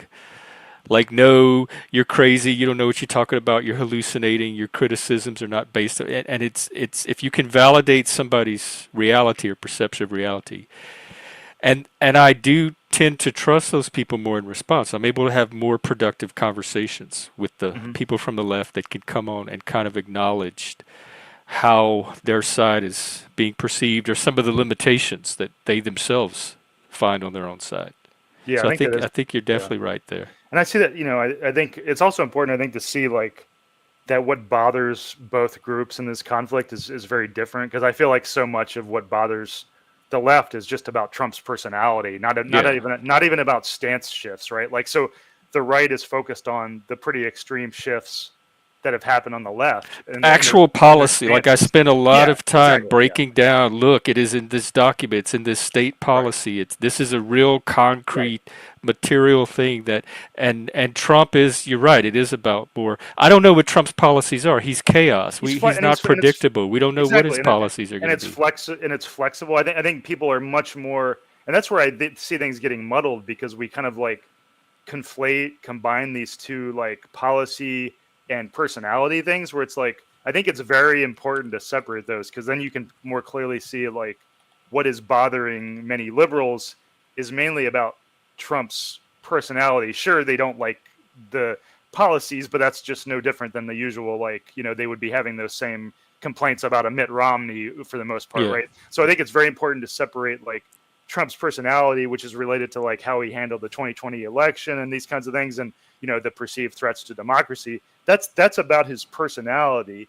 But then you have like the actual policies and stances, and on those measures you can clearly see like the left has their stances on immigration and DEI and anti-police things, like those things took massive shifts, right? Like, so I think that helps see the asymmetry and helps understand that people are often like talking at cross purposes, because they're acting as if those things are all conflated in some way. And I found it valuable to try to get people to see like, hey, the groups are very different, and like what bothers people is very different on both sides. I think it helps lead to better conversations. Yeah. Yeah, and the left is kind of decentral. Like, Trump is a single polarizing figure. He's a person, a personality, an Elon. So you could talk about Trump and Elon, but the left is just a group of nameless, faceless people. Right. There's not a single figure that people usually target when they're talking about Trump. The left. That's the thing. There's no Trump of the left, and so that's another way that the groups are asymmetrical. It's almost category, like two different categories. Yeah, and I think that's very important. I mean, there's so many areas that the groups are asymmetrical in that makes them like hard to compare. But we often talk about them as if they're like mirror images or something, as if they're easy to compare or something. Yeah, I've even fallen into that. I think sometimes I might. It's easy to do because it's hard to, we tend to just be like, it is something hard. It's actually something I've only been thinking about pretty recently, where I'm like, hey, when you look at the way these groups are different, it really helps you understand them more. Because that's what polarization connotes. There's two equal opposite poles. So right. You get this image of this mirror That's effect. a good point. But when you look at it, it's not really like a linear polarization. Yeah, you're exactly right. I mean, that is kind of what people think when they're like, "Oh, polarization." You're saying both sides contribute the same or something. That is how kind of people think about it. But I think it is important to see like, no, they can contribute or be seen to contribute in different ways, and the things that bother the other side are in different areas. Yeah. And another thing you had brought up was like the concept of isolation and the role that isolation might play in some of this. That people just spending so much time either alone or in their own bubbles or worlds. Yeah. Do you have thoughts on that? I can share mine, but is it something you've talked about very much? Um, uh, Not isolation particular, only in the sense of like COVID. I've been COVID hibernating for the last 5 years. I've only Oh, just now started to come out of my lockdown bubble and are you try to doing your? interface with the real world. Do you do therapy online? Um, do I give therapy or Yeah, receive give therapy? give give Yeah, therapy. yeah. All of my work is Yeah. online. Mhm. And Yeah, the isolation aspect. I mean, the more I've thought about it, especially post COVID era, it really does seem like, and I'm not the only person to talk about. People have written uh, entire books about the relationship between isolation and polarization. Like, but long story short, yeah, I do think there's this feedback cycle where the more the less social activities we have, the more isolated we feel, the more we look to these like big national fights to find meaning. And that's not to say that the fight, everyone's doing that and there's no reason to have passionate stances on these things. It's just to say more and more people are drawn to those fights, and like there's almost like a deranging influence by having so many people focus on the same national things that they have very little influence on. It just becomes like it's something for us to focus on because we're kind of drawn to conflict, right? It's like that we find the meaning in drama. We we love our find meaning drama. in conflict, and it's not to say we don't have reasons for fighting that conflict, but it's just to say when so many people kind of lack interpersonal connections, these broader things can take more of our attention, and we're spending more time online. We're spending Hmm. more time watching media, including like news media and such, and so all these things are like drawing our attention more and more. And I do think, yeah, like people, and many people have said this about, including on criticisms of the left, like some of the identity politics stuff as a way to find meaning that otherwise you might have in like social or religious connections or these kinds of things, right? It's like we're all looking for meaning, and these things about identity or team based conflicts can kind of substitute in for meaning. But yeah, I think about that a lot too because I mean I'm pretty isolated. I work remotely, which I don't enjoy. I'd like to work in person with people again, and I think about that a lot. And there's a good book, a famous book, Bowling Alone, which is all about the kind of degradation of social and communal activities in the U.S. over decades. And then there's a couple books about how that relates to our divides. There's a book by Ben Sass, the former Congressperson. I can't remember the name of it, but he writes his view was like so much of our divides is related to isolation. Yeah. Because so much of if, those of us that are isolating, our realities are remote. We interact with each other from a distance, and we take in. It's like simulation or Hmm. Hmm. simulacrum. Do you have any kind of in-person ties or communities to help break that isolation, or are you kind of in a digital bubble as well? Yeah, unfortunately, it's kind of bad because I mean, to overshare, like my wife left me not too long ago, and that was kind of sudden. And Oh, then we were also traveling around. We only recently had moved back to Portland, so there was also like having fewer ties. And some of my friends have moved away from Portland. I got one friend moving away right now. So just to say, yeah, it's like, and I feel like this is a common thing. We don't talk about it very much, but I feel like, especially with the fact that the modern world, people are often moving around for jobs, right? So it's like it's harder to have a community. There's that aspect, and you add in the just less social communal things in general.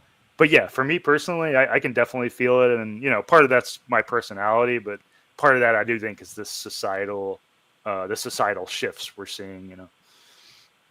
I was at a job event the other day, and I was talking about networking opportunities and job, like where are the networking opportunities I used to go to, and the job lady said that ever since COVID, that there's been a lot less of those. People are not meeting in person anymore. They're not Yeah. having these kind of face-to-face events like they Hmm. used to. So my sense that the networking opportunities have decreased is not necessarily subjective, that there has Oh yeah, been a shift. definitely. I totally agree. And as somebody, we were traveling around the country over for like 3 years post COVID, staying in different places, and I heard anecdotal things and I saw it, that there was just much less going on socially in so many places, including back, now that I'm back in Portland, there's just a lot less going on. And then that was a COVID thing. I think people just got more in the realm of getting used to hanging out at home more. There's less, people didn't start up the events again that were going on previously. Not that, Yeah. and then there was already, like a decades long, downturn in like social Oh, so events, even before you know. COVID, that was Oh, kind even of yeah. trending. Well, yeah. If you look at this book, Bowling Alone, which is kind of famous, I think it's from almost 2 decades ago now. But it talks about how like they use the example of bowling. Like there used to be bowling leagues, and but Yeah. obviously churches were a big part of it. But there were all these communal events that kind of just like year after year have gone down as more people become more isolated or spend more time online or whatever the thing is, the influence of the internet or modern life or whatever it is. Yeah. People are just not gathering in Yeah, person anymore. it does seem that way. And it's something I try to work against in my life as much as possible. Like I try to push myself and to get out there more and do more social things. And I do want to eventually want to work with people again and not just, do this remote thing, which I'm not really a big fan of. So, Uh-huh. yeah. Yeah, that's kind of what I'm trying. When I left Seattle, I'm in another city now. During 2021, I left Seattle, and when I first got here, I tried to form an in-person community. I looked for social groups, recreational groups, hiking groups, and I just couldn't find anything. There were very few people doing that, and I thought maybe it's just a smaller town. It's not the same population size, but I think it's more of this kind of move inward. People are not. It's much harder. Like until COVID, I could go anywhere and find some kind of external event to be a part of, or some kind of Yeah. existing community to Yeah. No, I agree. interact It's with. you see that in a lot of stats too, where it's like young people are having sex a lot less, they're drinking a lot less, they're not going out to Man, this. bars. It's all there's a real there's this thing about modern life. I think it's a big problem because there is What do something you think some of the existentially. solutions are? One of my goals with this channel and this community is to eventually grow large enough to start having in-person chapters and kind of a Hmm. hybrid online in-person community. But I'm getting even more discouraged now. What do you think? Well, there's a hunger for it on the plus side. I think there is a Is there? hunger for it. I mean, I do think. I mean, I talk to people all the time, like friends and other people, where there are.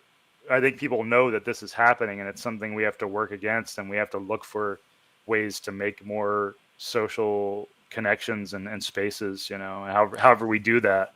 Yeah. How do you get people together? Do you do I don't know, like game nights or Oh, I happy just hours or Yeah, me dining out? personally, not like I do a whole lot of it, but I'll just go out to a bar or restaurant with friends really, or hang out at my or their houses. I'm not a super social person, but I try to push myself a little bit to do it more than I probably would instinctually be inclined. But yeah, I don't have any great ideas for how to socialize or get people together. I think it is a huge problem, and it's like we need something in those areas. Yeah. My wheels are turning. I used to be a meetup organizer. I Oh, used to be pretty good at setting up social events in person. For that was the whole idea behind meetup is people right. would meet on the computer and then I get went to together some in of the real those. world and do some Yeah. kind of activity. Um, Yeah. I went to a few of those. I didn't realize the problem was as dire as it sounds. I Yeah, might need check to out kick into gear over see this. if you check out that Bowling Alone book, or at least read a I'm looking it up synopsis right now. synopsis of it and see what you think. Yeah, I think you'd find it might give you some ideas. But I was just talking to somebody who had some app that they were starting in LA, and like it was a social, it was kind of like a local friend app, and it was like talk to people, kind of like online dating, but for friendship, But for which was, friends, yeah. But and I think there's other apps like that. Like Bumble has a friend version of their app. I don't think anybody uses it, but I do think like if somebody can hit on some kind of like recipe where it's like, hey, it's a friendly thing that you're talking to people locally, and if you like who you're interacting with, maybe you'd meet up in a friendly way, like non like a dating app for friends, which there are some of those. I just don't think anybody's using them right now. I wonder what. See, that's indicative of something. I'm very motivated to tackle this as a problem now. There you go. I think there is a huge demand. I mean, I think if somebody can hit on the right solutions for that stuff, I think there is a big business. I'm gonna focus There you my go. mind on it, see what Cut happens. me in for a small percentage. Okay, well, you can be a part of it. You Yeah, I can be can our be a Portland rep. silent partner. I don't know what your plan is, but I don't know if you want to hang out, if you want to I take was gonna get callers going. or questions or. I could only do the well. I could hang out for a few more minutes, but I was basically looking at the hour Okay. long thing. Yeah. Well, I tell you what, if anyone has questions for Zach and they want to come up, we can do it on a caller basis. He has about 5 or 10 minutes for questions, and then we I'd say can wrap too, it. if you're skeptical of any, I don't know how many people are listening, but if you're skeptical of anything I said, if you want to subscribe to my Substack, I try to overcome common objections, because I do understand why people, can be like, hey, that's all nice ideas and stuff, but we got Here, let me drop that. more important things to worry about. I understand how people can be skeptical that like these ideas are practically useful when we're so angry or upset or whatever. I get that. And I'll put all of this in the video description as well. Cool. So. Cool. Yeah, I guess I'll take off unless you see any questions that came in. Not so far. So it looks like you're good. I sure appreciate it. Thank you for dropping by. You're welcome anytime. Thanks, Jeff. Got a lot out of this conversation. You have me thinking in different directions, which is rare. So thank you for that.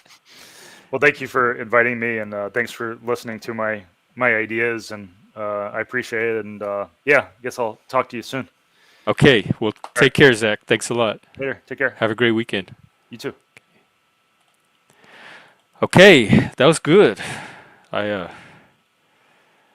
like that. Let's bring on our people again if they're still there. Me, I'm here. Hey, Zephyr. Man, I didn't realize it was that bad. Like, I knew I was struggling, but I thought that's because I've always struggled up here. But It was good. I liked what he had to say. I think it's good to come up with practical things that we could do to diffuse that anger. yeah, it has me like I've been noticing my own self doing some of it, and I need to start shifting away from that where I can. Mainly and not engaging people that are not in good faith. If they're just here to vent and provoke, maybe not playing into that as much. I can always be tempted by that. And just sticking to good faith conversations where we're trying to persuade each other. Maybe not to change our positions, but at least to come together and keep society going. You know what I've found useful is asking them questions about why they feel the way they feel.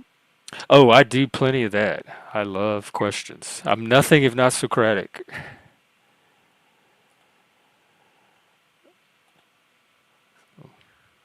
So what's catch me up with you? It's been a while.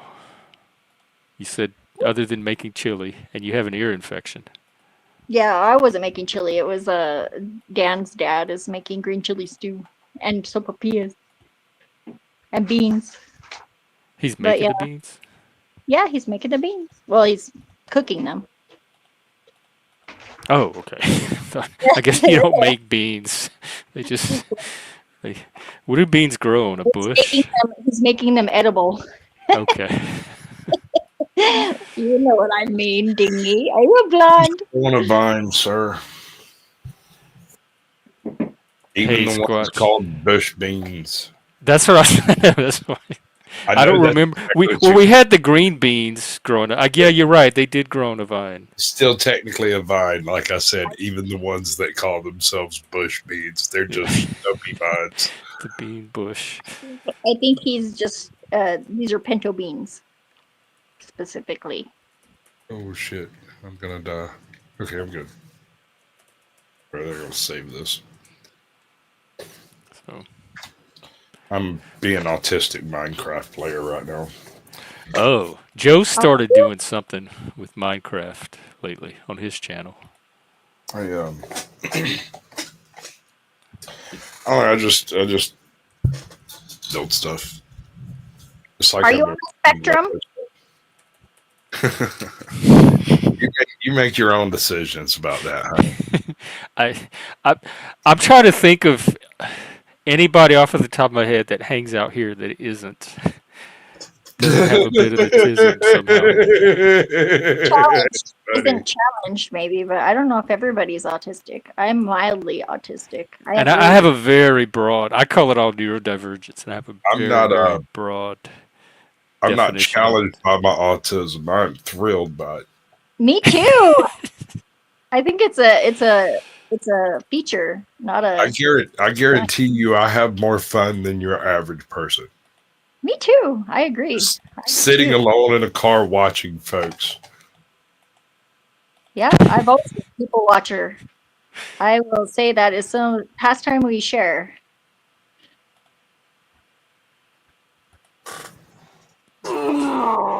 And not always from superior viewpoint either. Is it possible that the reason people aren't associating anymore is because people suck? But if they're not associate, how do they know that they suck? Are they assuming that people suck based on You've all seen the the news. stuff they're pulling from online? Yeah, Maybe. you've seen the news. People suck. News at 11. I wonder if They only suck because they're looking at it through this social media filter. They're not actually going out and interacting with real people. So they just assuming that people suck based on what they see online. Well, no. Let me walk you through this one. They've been to college. College tells them that people hurt feelings, and hurt feelings are bad, and so people are bad, and so we just don't do people. Well, is that the younger generation? Hopefully not people our age that should know better. Right? They're correct. People do hurt feelings. Hell, I hurt feelings. I do it on purpose. I find it humorous when people get really upset at me because of something innocuous that I said that they decided to make an offensive statement. You know, when you state a blatant fact and they go, "You can't say that," and I'm like, I did. But see, that's polarized. That contributes. yeah, but it's a fact. If you can't handle your facts, you're in the wrong side of Well, the history. fact does, but the reaction to their reaction is No, their reaction is absurd. So I feel perfectly justified being just as absurd. I know, and it is justified, and you can justify it. But at the same time, if your goal is to connect, it's going to interfere with that. But you may not want to connect with the person. You can't really connect with somebody who's believing disbelieving a blatant fact, something that is easily demonstrable. And I don't know. That's never stopped me. I wouldn't even have guests or maybe even audience. What's the difference between saying you can't say that because it's detrimental to my argument and going it's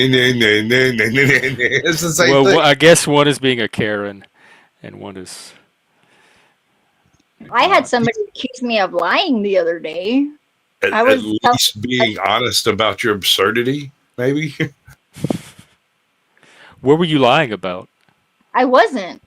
Well, I mean, what did they think you were lying about? I retold a story that my mom told me about just recently, that she told me, which the story took place whenever I was in utero, so I have no context for it other than her story. But it just came up in conversation, and I related it to some other people in a Discord, and that I had just met because it seemed relevant to what we were discussing at the time. and it was about me feeling like the story was basically, I'll tell you the story briefly. My mom had a situation whenever I was about she was in her 3rd trimester pregnant with me, where there was this like clip lamp that had like a loose wire and it flipped a breaker, and she went to go and like flip the switch in the dark because my dad was blind and he didn't want to do it. Hold on, somebody's walking. Yeah, here's something. Sorry. Yeah, he's going to his room now. Okay. He doesn't understand that we're having a conversation. That the world is listening. Yeah. So anyways, so she went, and my dad had just gotten out of the shower, but he forgot his towel. So the floor was wet. She almost slipped. She didn't slip.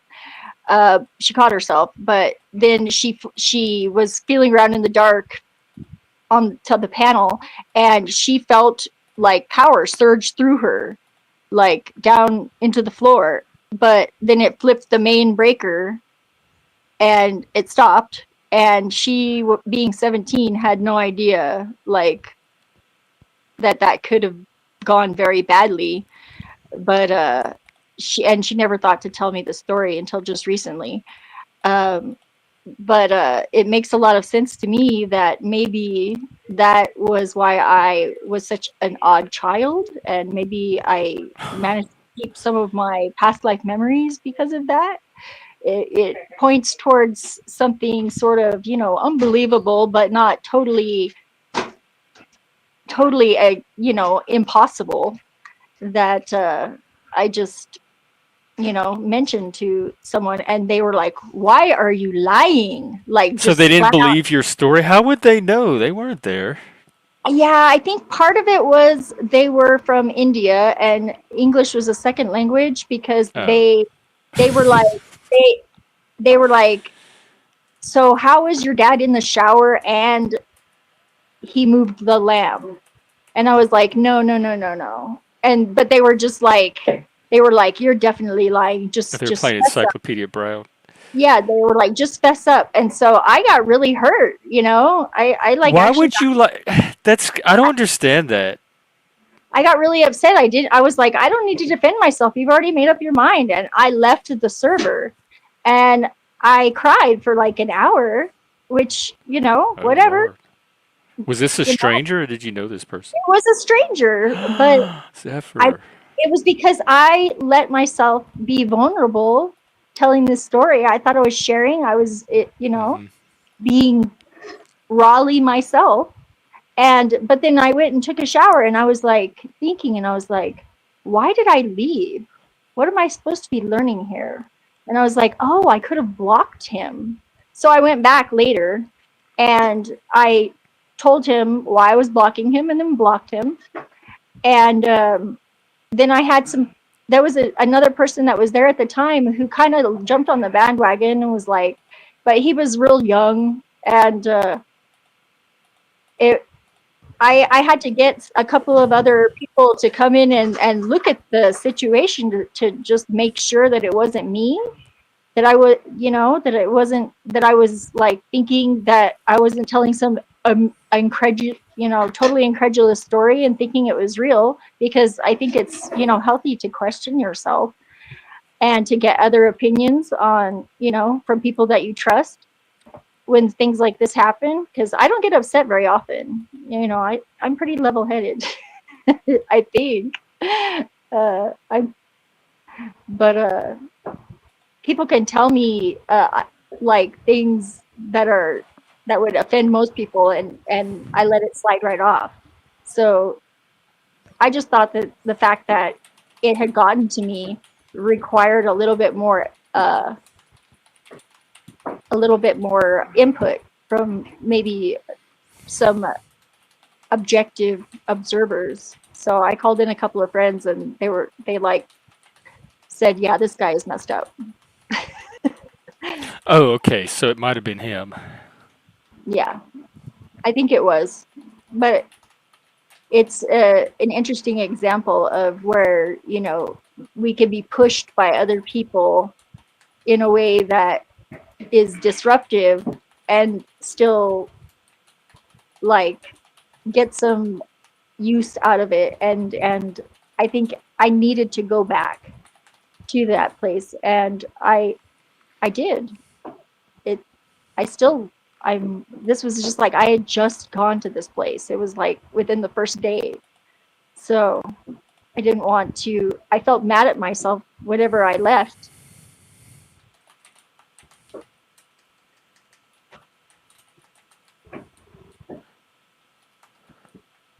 And he's been spurging. I think I blocked him, so I have no idea. But from what I can gather from everybody else's responses in the Discord who have been responding to him, but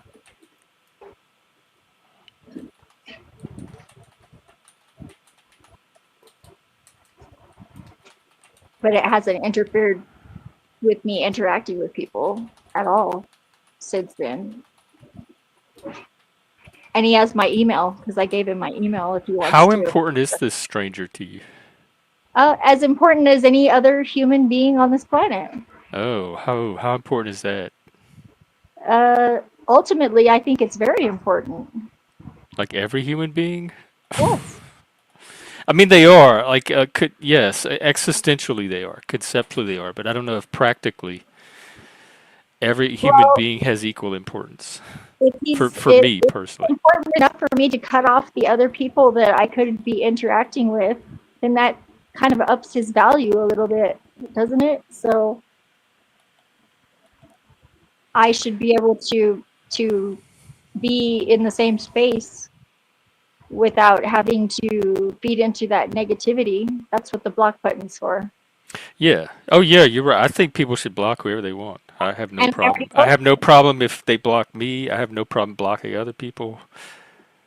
Well, and I told him so there's a couple of things he could do to mitigate and change my mind, or if he wanted to like reevaluate how he might have misinterpreted me and apologize. I would be more than happy to be his friend again, and told him that. As long as for not thinking you're lying. You think? Well, yeah. As far as like he misunderstood what the story But then, was. if he thinks you're lying, why would he? What's his motivation to want to be your friend? Well, then he can stay blocked. It's fine. I'm happy either way, honestly. I just see him as my whole goal is to filter out as many people in my life as I can, so I don't have to deal with the ones that I'm not compatible with. But I've been too good. I've done too good Would at you it. let someone push you out of a space just because they're there, though? No, If you I don't don't like, let people push me out of yeah, spaces that's unless pretty. it's their space. I get pushed out by a lot of spaces when it's their space. Yeah, But like we're in a neutral public. public spaces, I don't let people push me out. Yeah, well, I did briefly, but thankfully the structure of Discord allows for you to block people, so I don't have to. I just reacted emotionally, and then I corrected myself. And I did admit to leaving because I got triggered, and which doesn't happen very often anymore. It was quite distressing, but It's it's probably only, related to some kind of past pattern with that. yeah, which is If a you, blessing to know because yeah, now I can work on that. yeah, me too. When those kind of negative emotions happen, that's one reason I'm so big about not suppressing the emotions because I learned from them. I could trace them back to the original source and learn from. I can learn that pattern, and I don't get to do that if I have to hold them in and not feel them. What like shit, I forgot what I was gonna say. Something about the polarization conversation we just had and how this ties into it. It'll come back around. Oh yeah, like good faith. Like how good faith is somebody able to be if they think you're lying though? Like that like it doesn't sound like that's a relationship that's even starting in much good faith. Yeah, well, I think that comes with time, I think, because he actually, I after I went back in before I blocked him, I read what he had written after I left, and he said, "See, this is what always happens. I confront someone on their bullshit, and they leave." And I So was that's like, his pet. Oh my God, I get accused of that all the time. That's a manipulation technique. "Yeah, I So yeah, know this is part of his pattern. exactly." That was what when going back was something that I needed to do because I see, and I called him out on that, and I said, you know, I said basically like, how if this happens repeatedly, have you questioned yourself about Your whether this patterns might be collided. you? Yeah, because I have. I considered that it might be me, and but I know that I'm not lying in my story. So I explained to him what he might have misinterpreted and why, and that's all I can do. It's like we'll see what happens. I'll fill you guys in on if anything interesting happens to progress that forward, Okay. because it'll be an educational experience for me and everyone else if I share it. You know? I mean, sometimes, like, I keep going back to it's a stranger. Sometimes it doesn't go anywhere. But I told a story last night. I told one of my drunk stories of the first time I got drunk, and the person accused me of lying. I'm like, how would you know? You weren't even there. It happened exactly like I'm telling it. Like, why would I make up or lie about any of that? But it didn't bother me that he thought I was lying. I just thought he was not. He was not. I don't know what he was basing it on. You know what I think that triggered me was that it was really he was calling my mom a liar by proxy. Oh, because it was a story she told you. Yeah, So you weren't the liar. Your mom was. yeah. That's kind of what I have. That's my thus far theory on what that Yeah, was. that makes sense. Because, like, especially if you were close to her, like if she's somebody I you would love defend. moms so much, and I do have that tendency. I mean, I've only been in fights, like physical fights, uh, with people that were not in like a relationship with, like a intimate relationship with,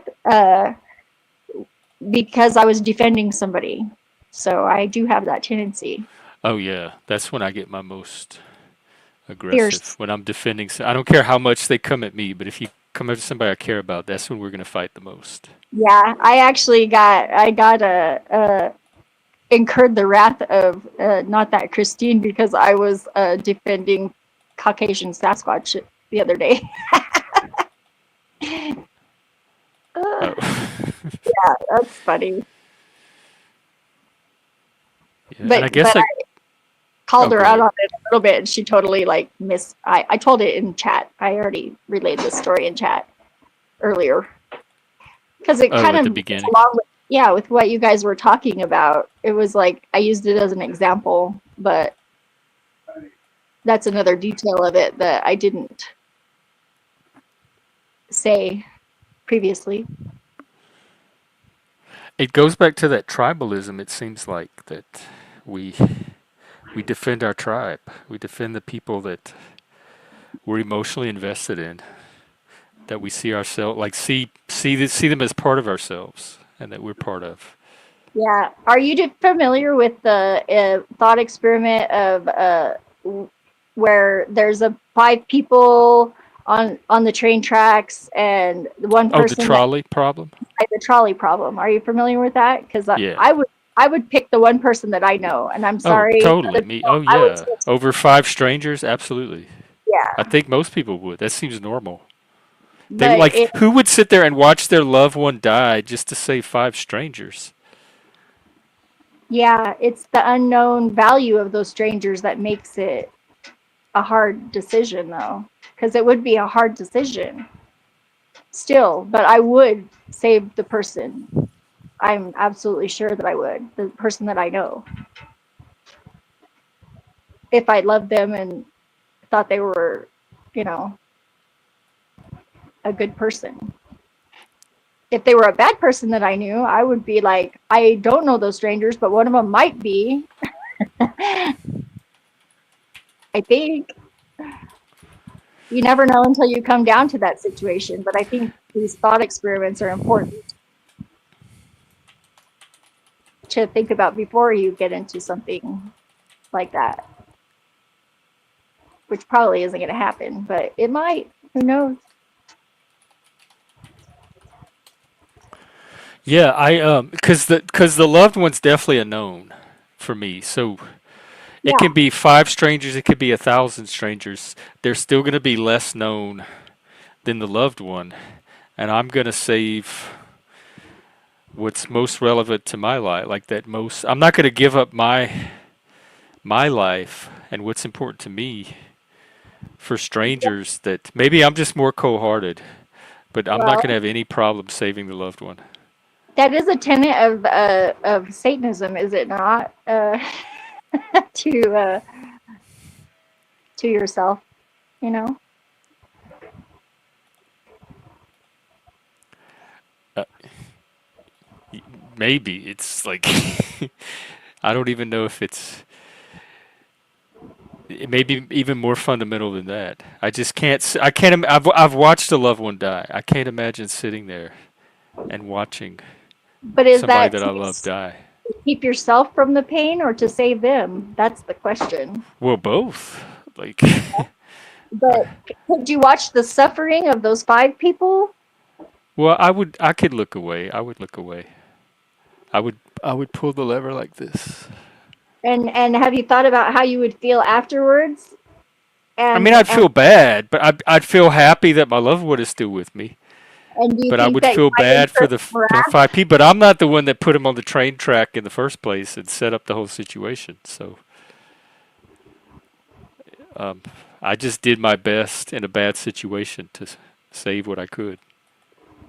Yeah, I think that the general judgment of most people is that Satanism is selfish and not conducive to humanity, which I think is a little narrow. It's not, it But misses the what's nuance. humanity? Because 5 strangers that I have no connection to and probably will have no connection to even afterwards is Yeah, less human orient, like feels less human to me than somebody that I have an actual human connection with.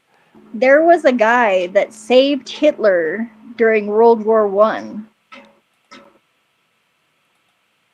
There's a story. If you go on, I don't know if it's true, but it does bring up some reason to consider the other side of the argument, I think.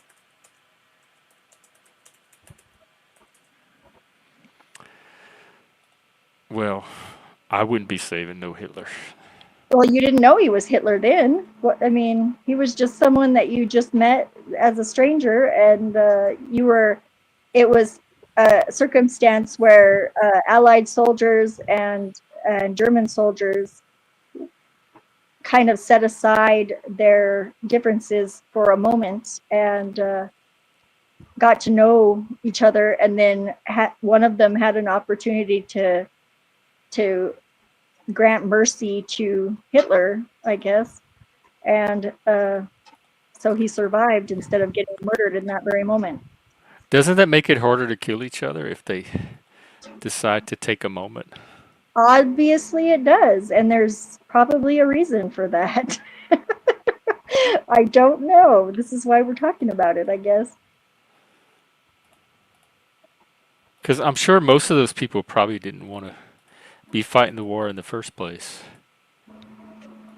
I can Because say that with minimal interaction with this stranger that I interacted with, I granted him access to my vulnerability in a way that was not ideal for me you talking about momentarily. this stranger guy? Yeah, yeah. But he wasn't that, I mean, we were in conversation just before this and we had been interacting. He actually said, he said, this, I'm quoting him, I really love how deep we've gone with this conversation. Like right before this. Oh, so he kind of pulled you in. I let him pull me in. But yes. And also, I've been doing this long enough. I'm kind of just aware there's a risk in making yourself vulnerable to strangers online, and it's just one I'm used to taking every day. So Me too. if I open up to someone and then they think negatively about me or think I'm lying, it just happens all the time. It just That's comes why with the it's territory. that's why it's very important to have like a real handle on who you are. Yeah, yeah. I think that's essential for being in this medium or even on social media But is knowing who you are. many people out here in the panelverse do not know, I think, who they are, or they're playing this game. And some of it, part of it, I think you learn who you are through this too, because I've learned more about who I am by doing this. But so it's a dialectic of both. But I think to the extent that you do already know who you are, it helps. It helps you to know your boundaries, what you're gonna willing to tolerate or not, what you're vulnerable to or not, where your weak spots are, where to position yourself and where not to put yourself, etc. Yeah.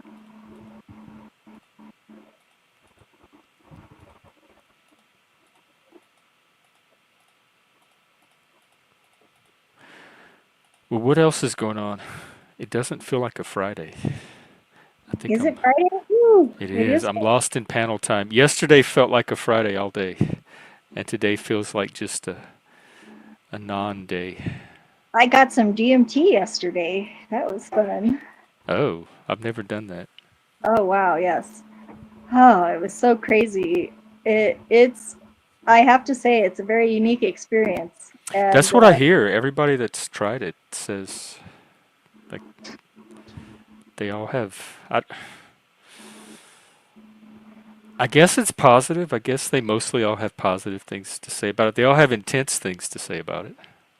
yeah. Well, I had done it previously. My friend Dave gave me some, and it was just enough. Dan and I smoked probably about a month ago. And last night, when we smoked, I was transported back into the exact same time space where we were then, and found myself repeating it and seeing it from a different facet of experience. I would say facet in uh, relation to a fact. And how long does it last? Not very long, huh? 20-ish minutes, but it feels Oh, a okay. I lot thought it was shorter. longer. Yeah, it depends on how big of a hit you take, I think. Because after that initial one big one, I took another big one and was able to remain in that time space a while longer than previously. And then Dan crashed out, and I smoked a more moderate amount by myself, and just kind of enjoyed a little solitary moment of trying to basically, I was trying to see what I could do in that state, if I could make some physical things move, or and just Like fun. with your mind? Yes. And Oh, I was wow. able to make the TV do things, but not the ceiling fan. I was trying to get the ceiling fan to spin. But the TV was definitely looking like it was responding to what I was doing or thinking. Uh, I had two TVs in my bedroom. We have a top TV and bottom TV, so Dan and I can watch what we want at the same time, because it doesn't really, it's not as confusing as most people would be, like disturbed by there being two things on at the same time, but it doesn't really bother either of us. So there was like two different things on the screens, and they were syncing up in ways that were really creepy. Oh, were you able to get the fan to move? No, unfortunately not. Not yet. I still haven't given up on that. Eventually, I think if I can suspend my disbelief long enough, I should be able to do it. Other people have seen my magic before, like have seen it work in ways that are totally undeniable, but it's taken a lot of opening of minds to be able to do that. It I seems think, like Mage, like the Mage game. yeah, exactly. That's what it is. And role playing has definitely played a big part in uh, pushing the boundaries of that into my reality. Oh Lord.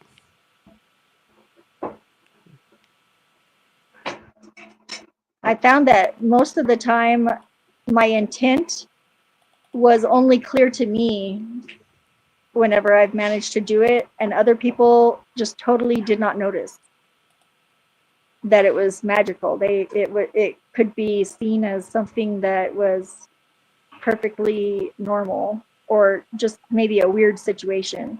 But unless they knew the circumstances specifically that I had experienced, they would have no idea that it was magic.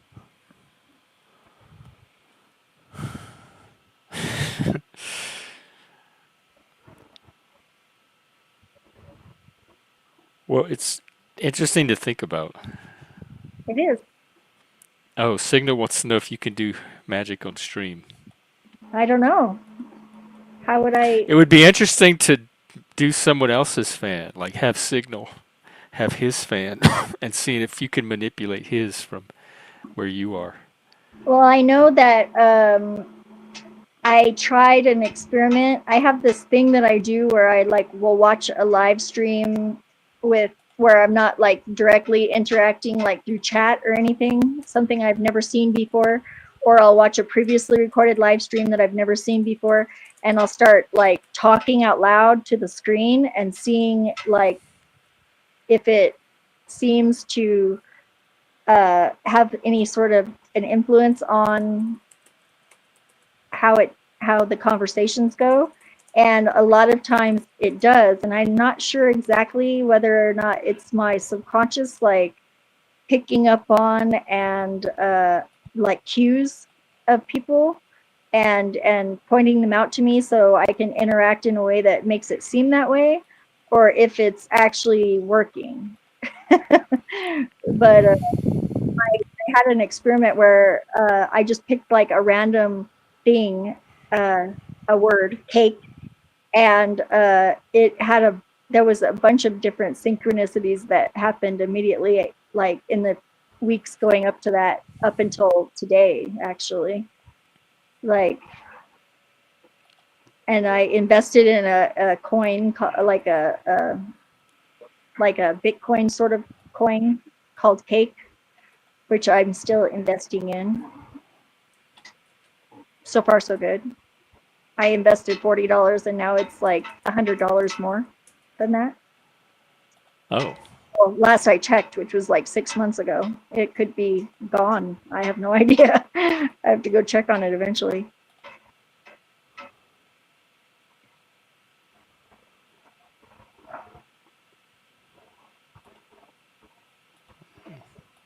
But I don't know how I would perform magic on stream. Like, what kind of thing could I I don't do? know. Can you make something move? Let's see. Like if I Uh, held up a feather or something, which I don't I did have. actually accidentally knock someone's camera over with my magic wand on On stream, and stream, like from like yeah, some and it's recorded. It's in my. It's. I think it's in my YouTube videos. It's Gong Show Tarot, one of the episodes with my friend Tim, and we also hung up on the Hanged Man card. Like I was reading his cards, and my phone like died, and the stream hung. Well, oh, while the Hangman card was up. Yeah. So I don't know. I didn't intend for it to happen. So is it magic if it's not deliberate consciously? I don't know. I don't know. All that stuff is mysterious to me. I have those little weird coincidences too, all the time. Do you believe in free will? Yes. absolute free will, then you should be able to do magic too. Well, I don't know how absolute it is. I mean, there's parameters that it operates within, but I have the Yes. ability to execute my will and make Yeah, choices and decisions. but it's not always free will, huh? Sometimes there's fate, I think. Um, I don't know what that is. Fate is a narrow gate in your free will to where you have no choice other than just one, or death, I suppose, is another choice, but maybe you're not always aware in the moment. I don't know. I'm an empiricist and a rationalist, so I would have to Materialist? really like nail down what fate is. Are you a materialist though? That's I'm a important too. naturalist, not necessarily strict materialist. I allow for things like energy, information, mind. Yeah, higher spheres of existence, maybe like dimensions or But something like I that. think all of those things could potentially have naturalistic explanations. I agree. I think you're right too. So I'm not a supernaturalist or what I call metaphysical. Are you willing to consider simulation theories though? That's, Like Matrix? yeah, or Well, Patriots. I know that our brain simulates reality for us because the reality we think we're experiencing is like a microsecond behind actual reality because our brain has to process it and put it together for us. But then also things like the internet, it simulates a reality that we all live in, or even things like movies and television. Yeah, it does. Yeah, I have a funny story. I'm a big Robert Anton Wilson fan, and Oh yeah, you know how he talks about the puka. You know what a puka is? It's like a like a puka shell, no, like a puka. It's a puka, I guess. a fairy. Yeah, it's an animal changeling. Uh, and a very popular version of that is like the rabbit. And he had drawn a distinction between the puka and Donnie Darko. That whole, yeah, have you seen Donnie Darko? Oh, I did. I saw it once when it first came out. You know, what's really funny is I thought that I had seen it too, but it turns out that I had just like created the thought that I had seen it because of the description that he gave and being familiar with the story from something. I'd never seen it though, but I actually I was talking to Danny after having this. I did this thing. It's also, I think, is on my YouTube. It was a meditation that I did called the Crystal Elevator, and my first animal spirit totem was a white rabbit. And during the meditation, it morphed into Donnie Darko bunny, like in a weird way. And I was telling Danny about it, and I said, "Have you ever seen Donnie Darko?" And he said, "No." So I put it on and like started playing the movie, and realized that I had never seen it before. But then it just cascaded these like all of these synchronicities that connected in all sorts of ways in my memory to like reality. So uh, Our brains do interesting, remarkable things. I know that much. Even without chemicals, or I mean, it's chemicals in there, but even without adding external chemicals to it. yeah, but it's so weird because you can't really negate the impact of it when you make a realization that like even furthers the magical uh sense of this something that is beyond our comprehension happening, and we're just getting a glimpse. It's I like do impossible. believe there are things beyond our comprehension for sure, because our brains are limited. But I just assume that they have natural explanations. Yeah, but all the impact of like all the different connections that I made when watching that movie, I did not make that movie. I did not imagine that movie. I'm pretty sure.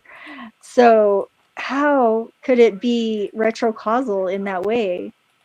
That's that's what that's what I struggle to explain. I don't know. Maybe I don't remember the movie that much. Maybe it has a folk tale structure to it, and those come naturally to people. Like our minds, because they're story based, could on its own spontaneously come to the same story as a Yeah, movie that's structured around something really basic.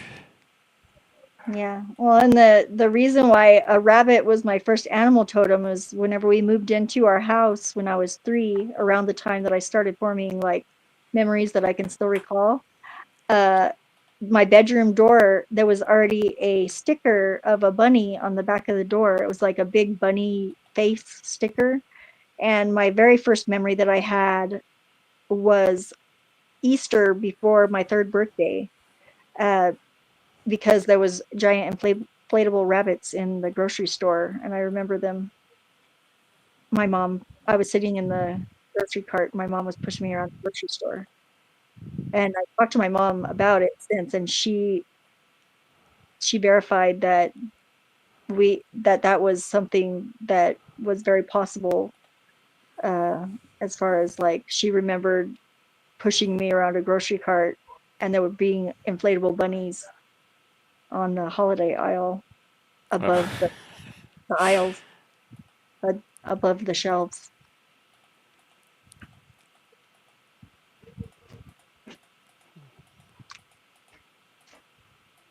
Whenever you want, it's ready. Thank you. Mm-hmm. Is that the chili? Yeah, beans and the. You didn't make the sopapillas yet, did you? Yeah, the tortillas are done. Oh, yay! Well, it looks like it's time for me to go have some food. Well, it sounds good. Enjoy. Yeah. Oh, thank you. I just got handed one. I feel so blessed. I love a good sopia. Yeah. Not everybody can make them. I'm Yeah, gonna you pause. have to like get them all puffy and stuff. You have to. I'm There's gonna an pause art and to get it. some beans, but I'll Soft. stick around if you want. The what? I said I'm gonna go. I'm gonna pause, mute for a minute, and go get some beans, and then I'll be back. It's ready whenever you want to eat. Oh yeah. Okay. I didn't know if you're still gonna be going or not, but I mean, I can go whenever. How long are we going for? 2.5 hours?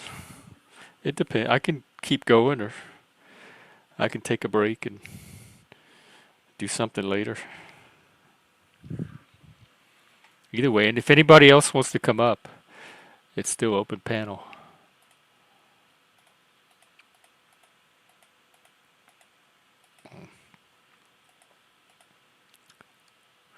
Vinny Pots and Pans, hello to you, sir. What's up?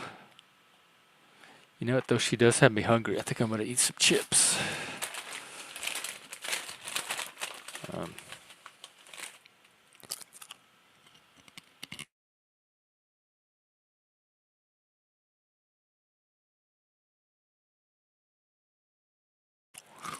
it's pretty good. It's the plain potato chips. They taste a little bit like McDonald's fries. oh, Potatoes, grease, and salt. Delicious. I like the sea salt and vinegar chips I love those. And the pickle chips. and hot fries, the Cheetos ones. Woo! Elena, oh God, make something good. What are you making? Y'all have me hungry.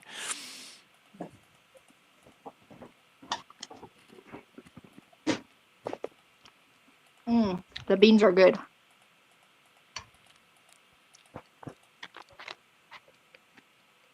I wish I could share. I would. Yeah, I do too. That's the one thing that they haven't figured out how to do yet is share food over the internet.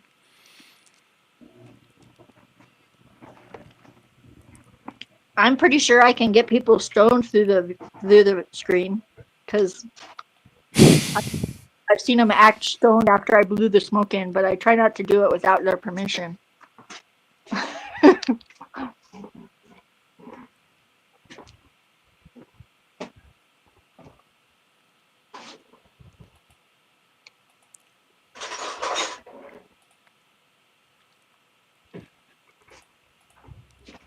Because that would be. Oh, I love puttanesca. Horse sauce.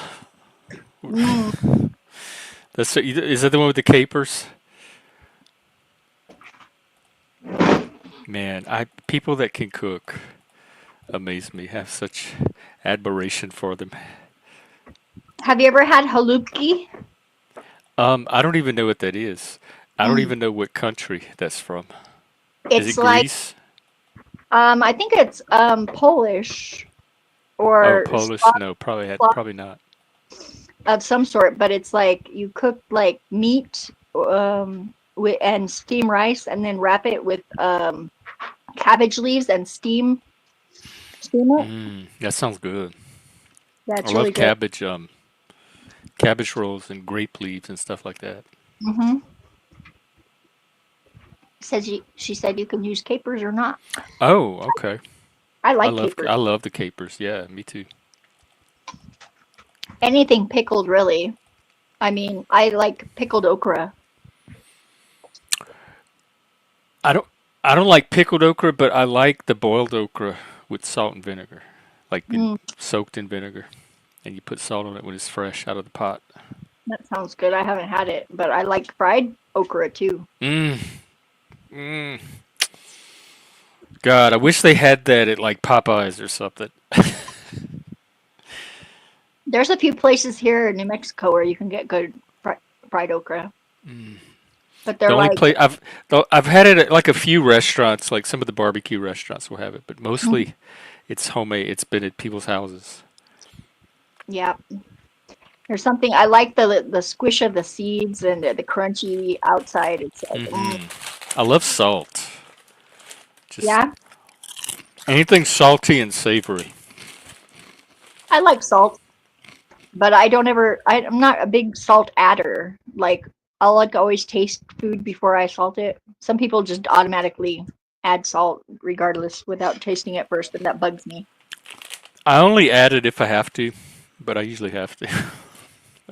But pepper, every single time. I always need more pepper.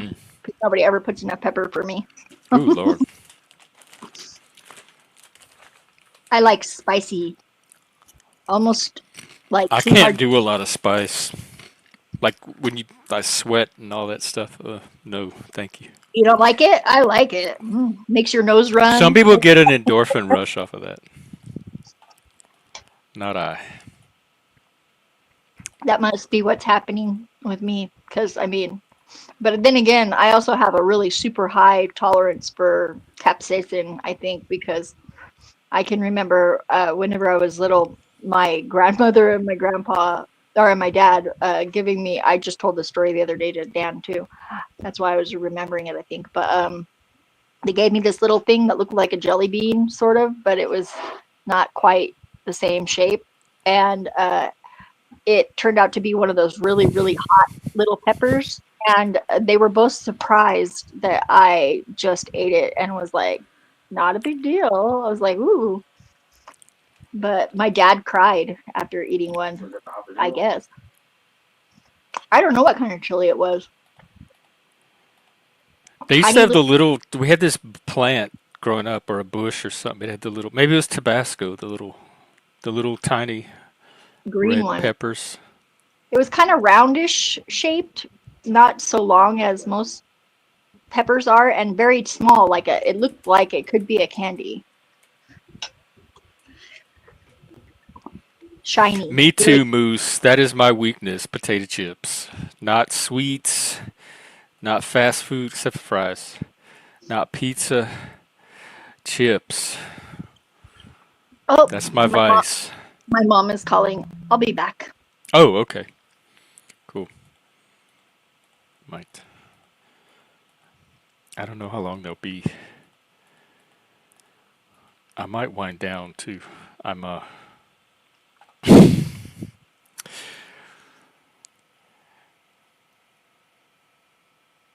I'm gonna post something in the Discord later. I'm getting a big kick out of it.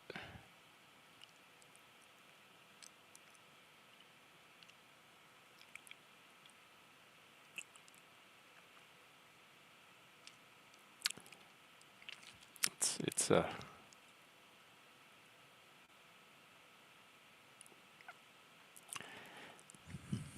it's interesting when you go to other channels and you see what people are saying for in the comments, and then the same people that come here and what they say here, and comparing the differences.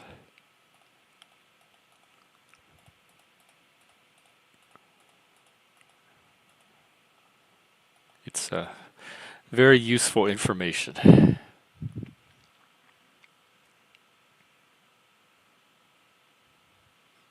Which is fine. People have strong opinions about me, and I don't care that they have opinions. I just wish they'd be honest to my face instead of pretending. But I guess that's what people do. Is pizza life? We grew up on those little, those little Totino's pizzas, and they were always making them for. And I never liked those. I hated pizza growing up, but they would serve it at school for lunch. And I never liked pizza. I never understood what the big deal about pizza was. And then one day I was probably, I don't know, 12 or 13, maybe a little older. And we went to Pizza Hut. And one of the pizzas was an extra large pizza, and it was mushroom. And it was the little Pizza Hut used to use the little slimy canned mushrooms, which are my favorite. I cannot eat fresh mushrooms on a pizza. They have to be the slimy canned mushrooms. And I took a bite of it, and oh my God, it was the best thing I'd ever eaten. And I fell in love with pizza. And all of a sudden, it opened up the whole world of pizza to me. And I'm like, was I missing what a delicious food pizza was my whole childhood? I never liked pizza. And it was like Pizza City after that. And now I'm so burnt out on pizza because I eat it all the damn time. Because it's one of the few things that I can cook for myself. I know if there's one thing I know how to do in a kitchen more or less safely, it's put a pizza in an oven, put a frozen pizza in an oven. And so I eat a lot of pizza here. And I don't care if I ever see another slice of pizza. In fact, that's one of the incentives for getting a job. I can't wait. I can up my diet a bit. I won't have to live on pizza anymore. I only like the canned ones. I don't know what they do to them in the can to make them, but it doesn't have that mushroom taste. I hate the taste of fresh mushrooms. Ooh, that fungusy taste, that dirt fungus taste. And then when I did the psychedelic mushrooms, you would belch for like a day or two after, and that taste would come up. It was so gross. So I have very bad associations with the taste of mushrooms.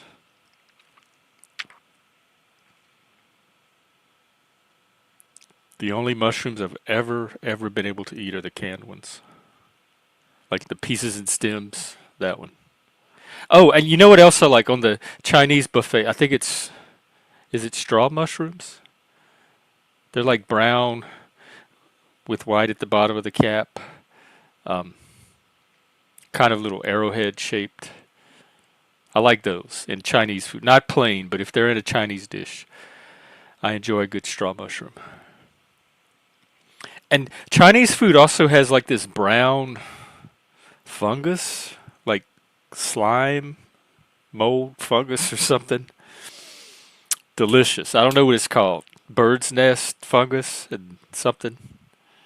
That's pretty good.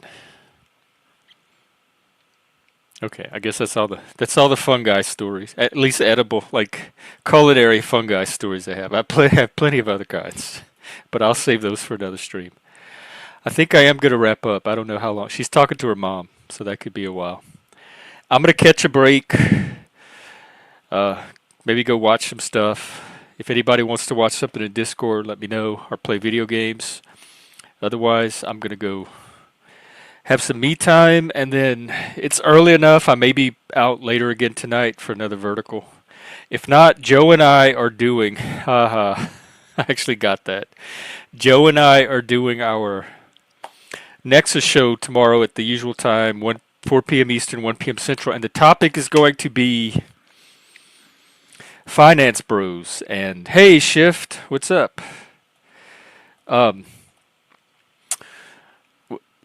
this idea of being left behind. Joe made the comment about how he and young men and the Lost Boys are being left behind, and I'm like, what do you mean by left behind? Who are we being left behind by? So we're going to talk about that tomorrow. So, oh hey, peace, love, smiles. Good to see you.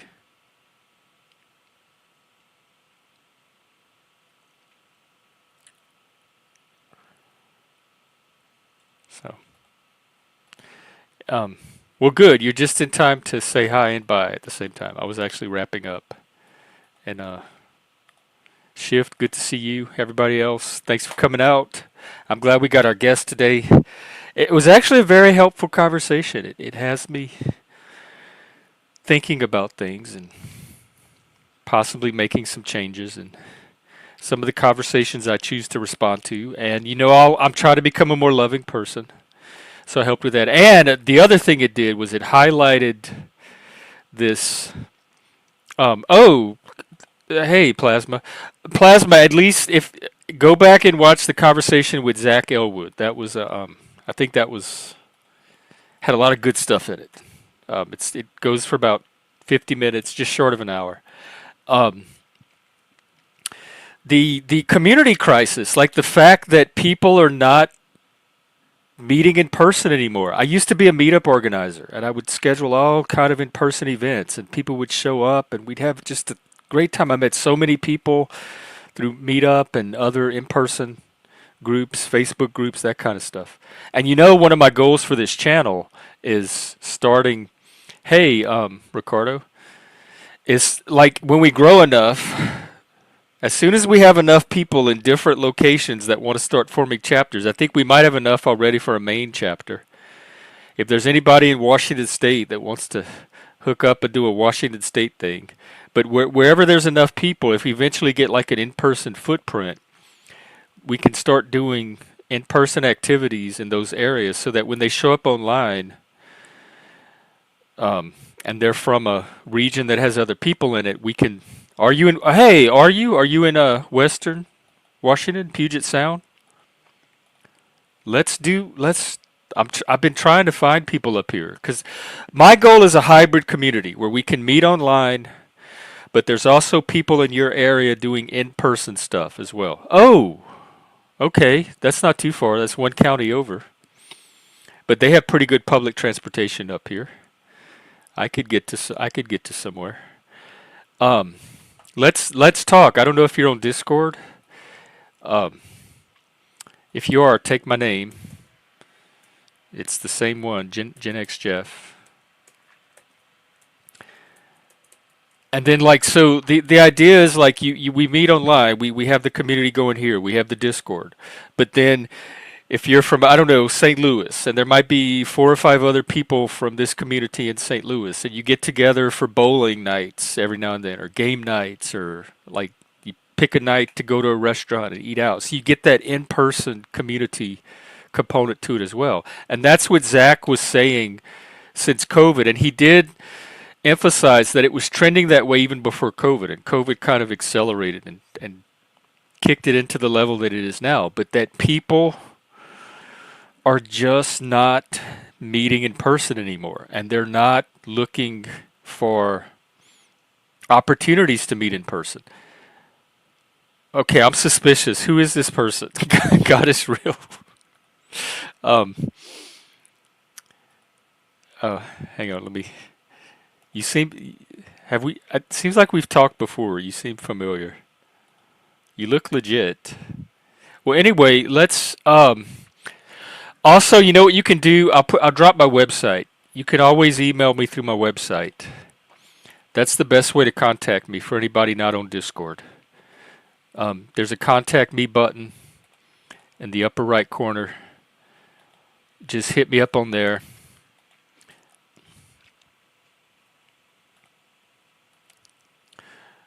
Oh, are you serious? You know, I wonder about that sometimes. if I'm if I'm contributing positively or if I'm a detriment. Um, I think I'm speaking to a very niche crowd. I think my mental health approach helps a certain type of person with certain mental health goals, and I think that a lot of other people with mental health issues seem to require a different approach than I bring. But I'm happy to offer my particular approach to those that it helps. So yeah, definitely if you're serious and you're interested, and maybe we can find some other people in the area. I know they're out there. They show up on the channel. We can start a little in-person something going, and then that'll be like a model other people can use if they want to start something in their area.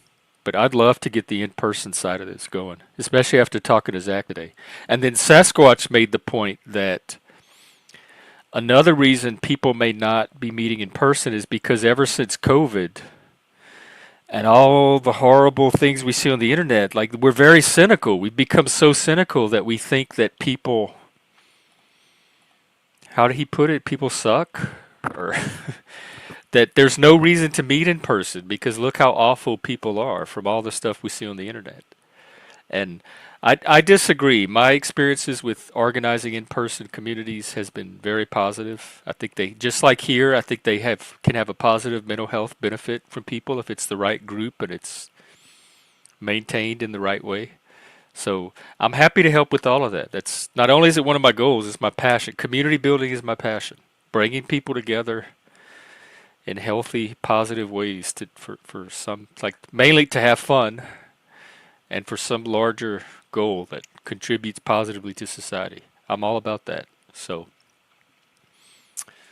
yeah, hit me up. We also have a Discord. We kind of do that stuff in Discord too. I think our Discord community is more or less positive and helpful. So I'm gonna keep doing it. That's why I'm looking for this backup job so that I can continue to self-fund my efforts online because I believe in them so much. So I'm going to keep on with it. All right, I'm going to wrap up and enjoy the rest of your Friday. There's a ton of stuff happening in the Panelverse on Fridays, so just check it out. And you know what? Let me see who's streaming now that I could possibly send you to. Let's see. And then I'll go. Wrestler is out. Oh, Neurojack is streaming. Not a lot of people streaming right now. Reddington is restreaming Neurojacks, maybe? Yeah. Sometimes they're a little on the conspiracy side. And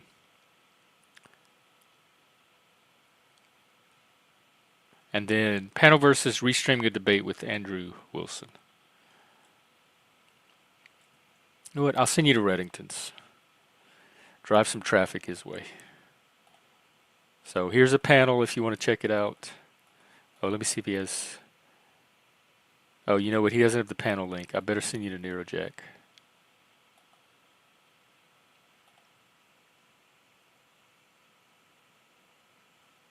Oh, actually, he doesn't have the link up either.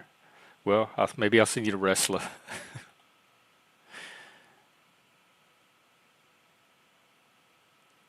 Nope, no link there either. Anyway, all right, you're on your own. Go find your own panels.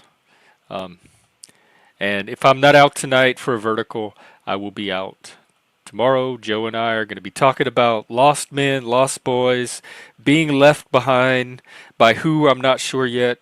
Society, whatever vague, abstract entity that refers to, and we'll take it from there. I'll see you all then. Thanks for hanging out. And Zach, thank you so much for stopping by. I love doing guest spots, and I'd love to get more of them. So I learned a lot too. You've nudged me. You've nudged me towards some changes that I'm gonna be trying to make. Oh, let's see. They switched everything around in StreamYard. Here we go. Okay, take care, everybody. Appreciate all of you, and I'll see you later.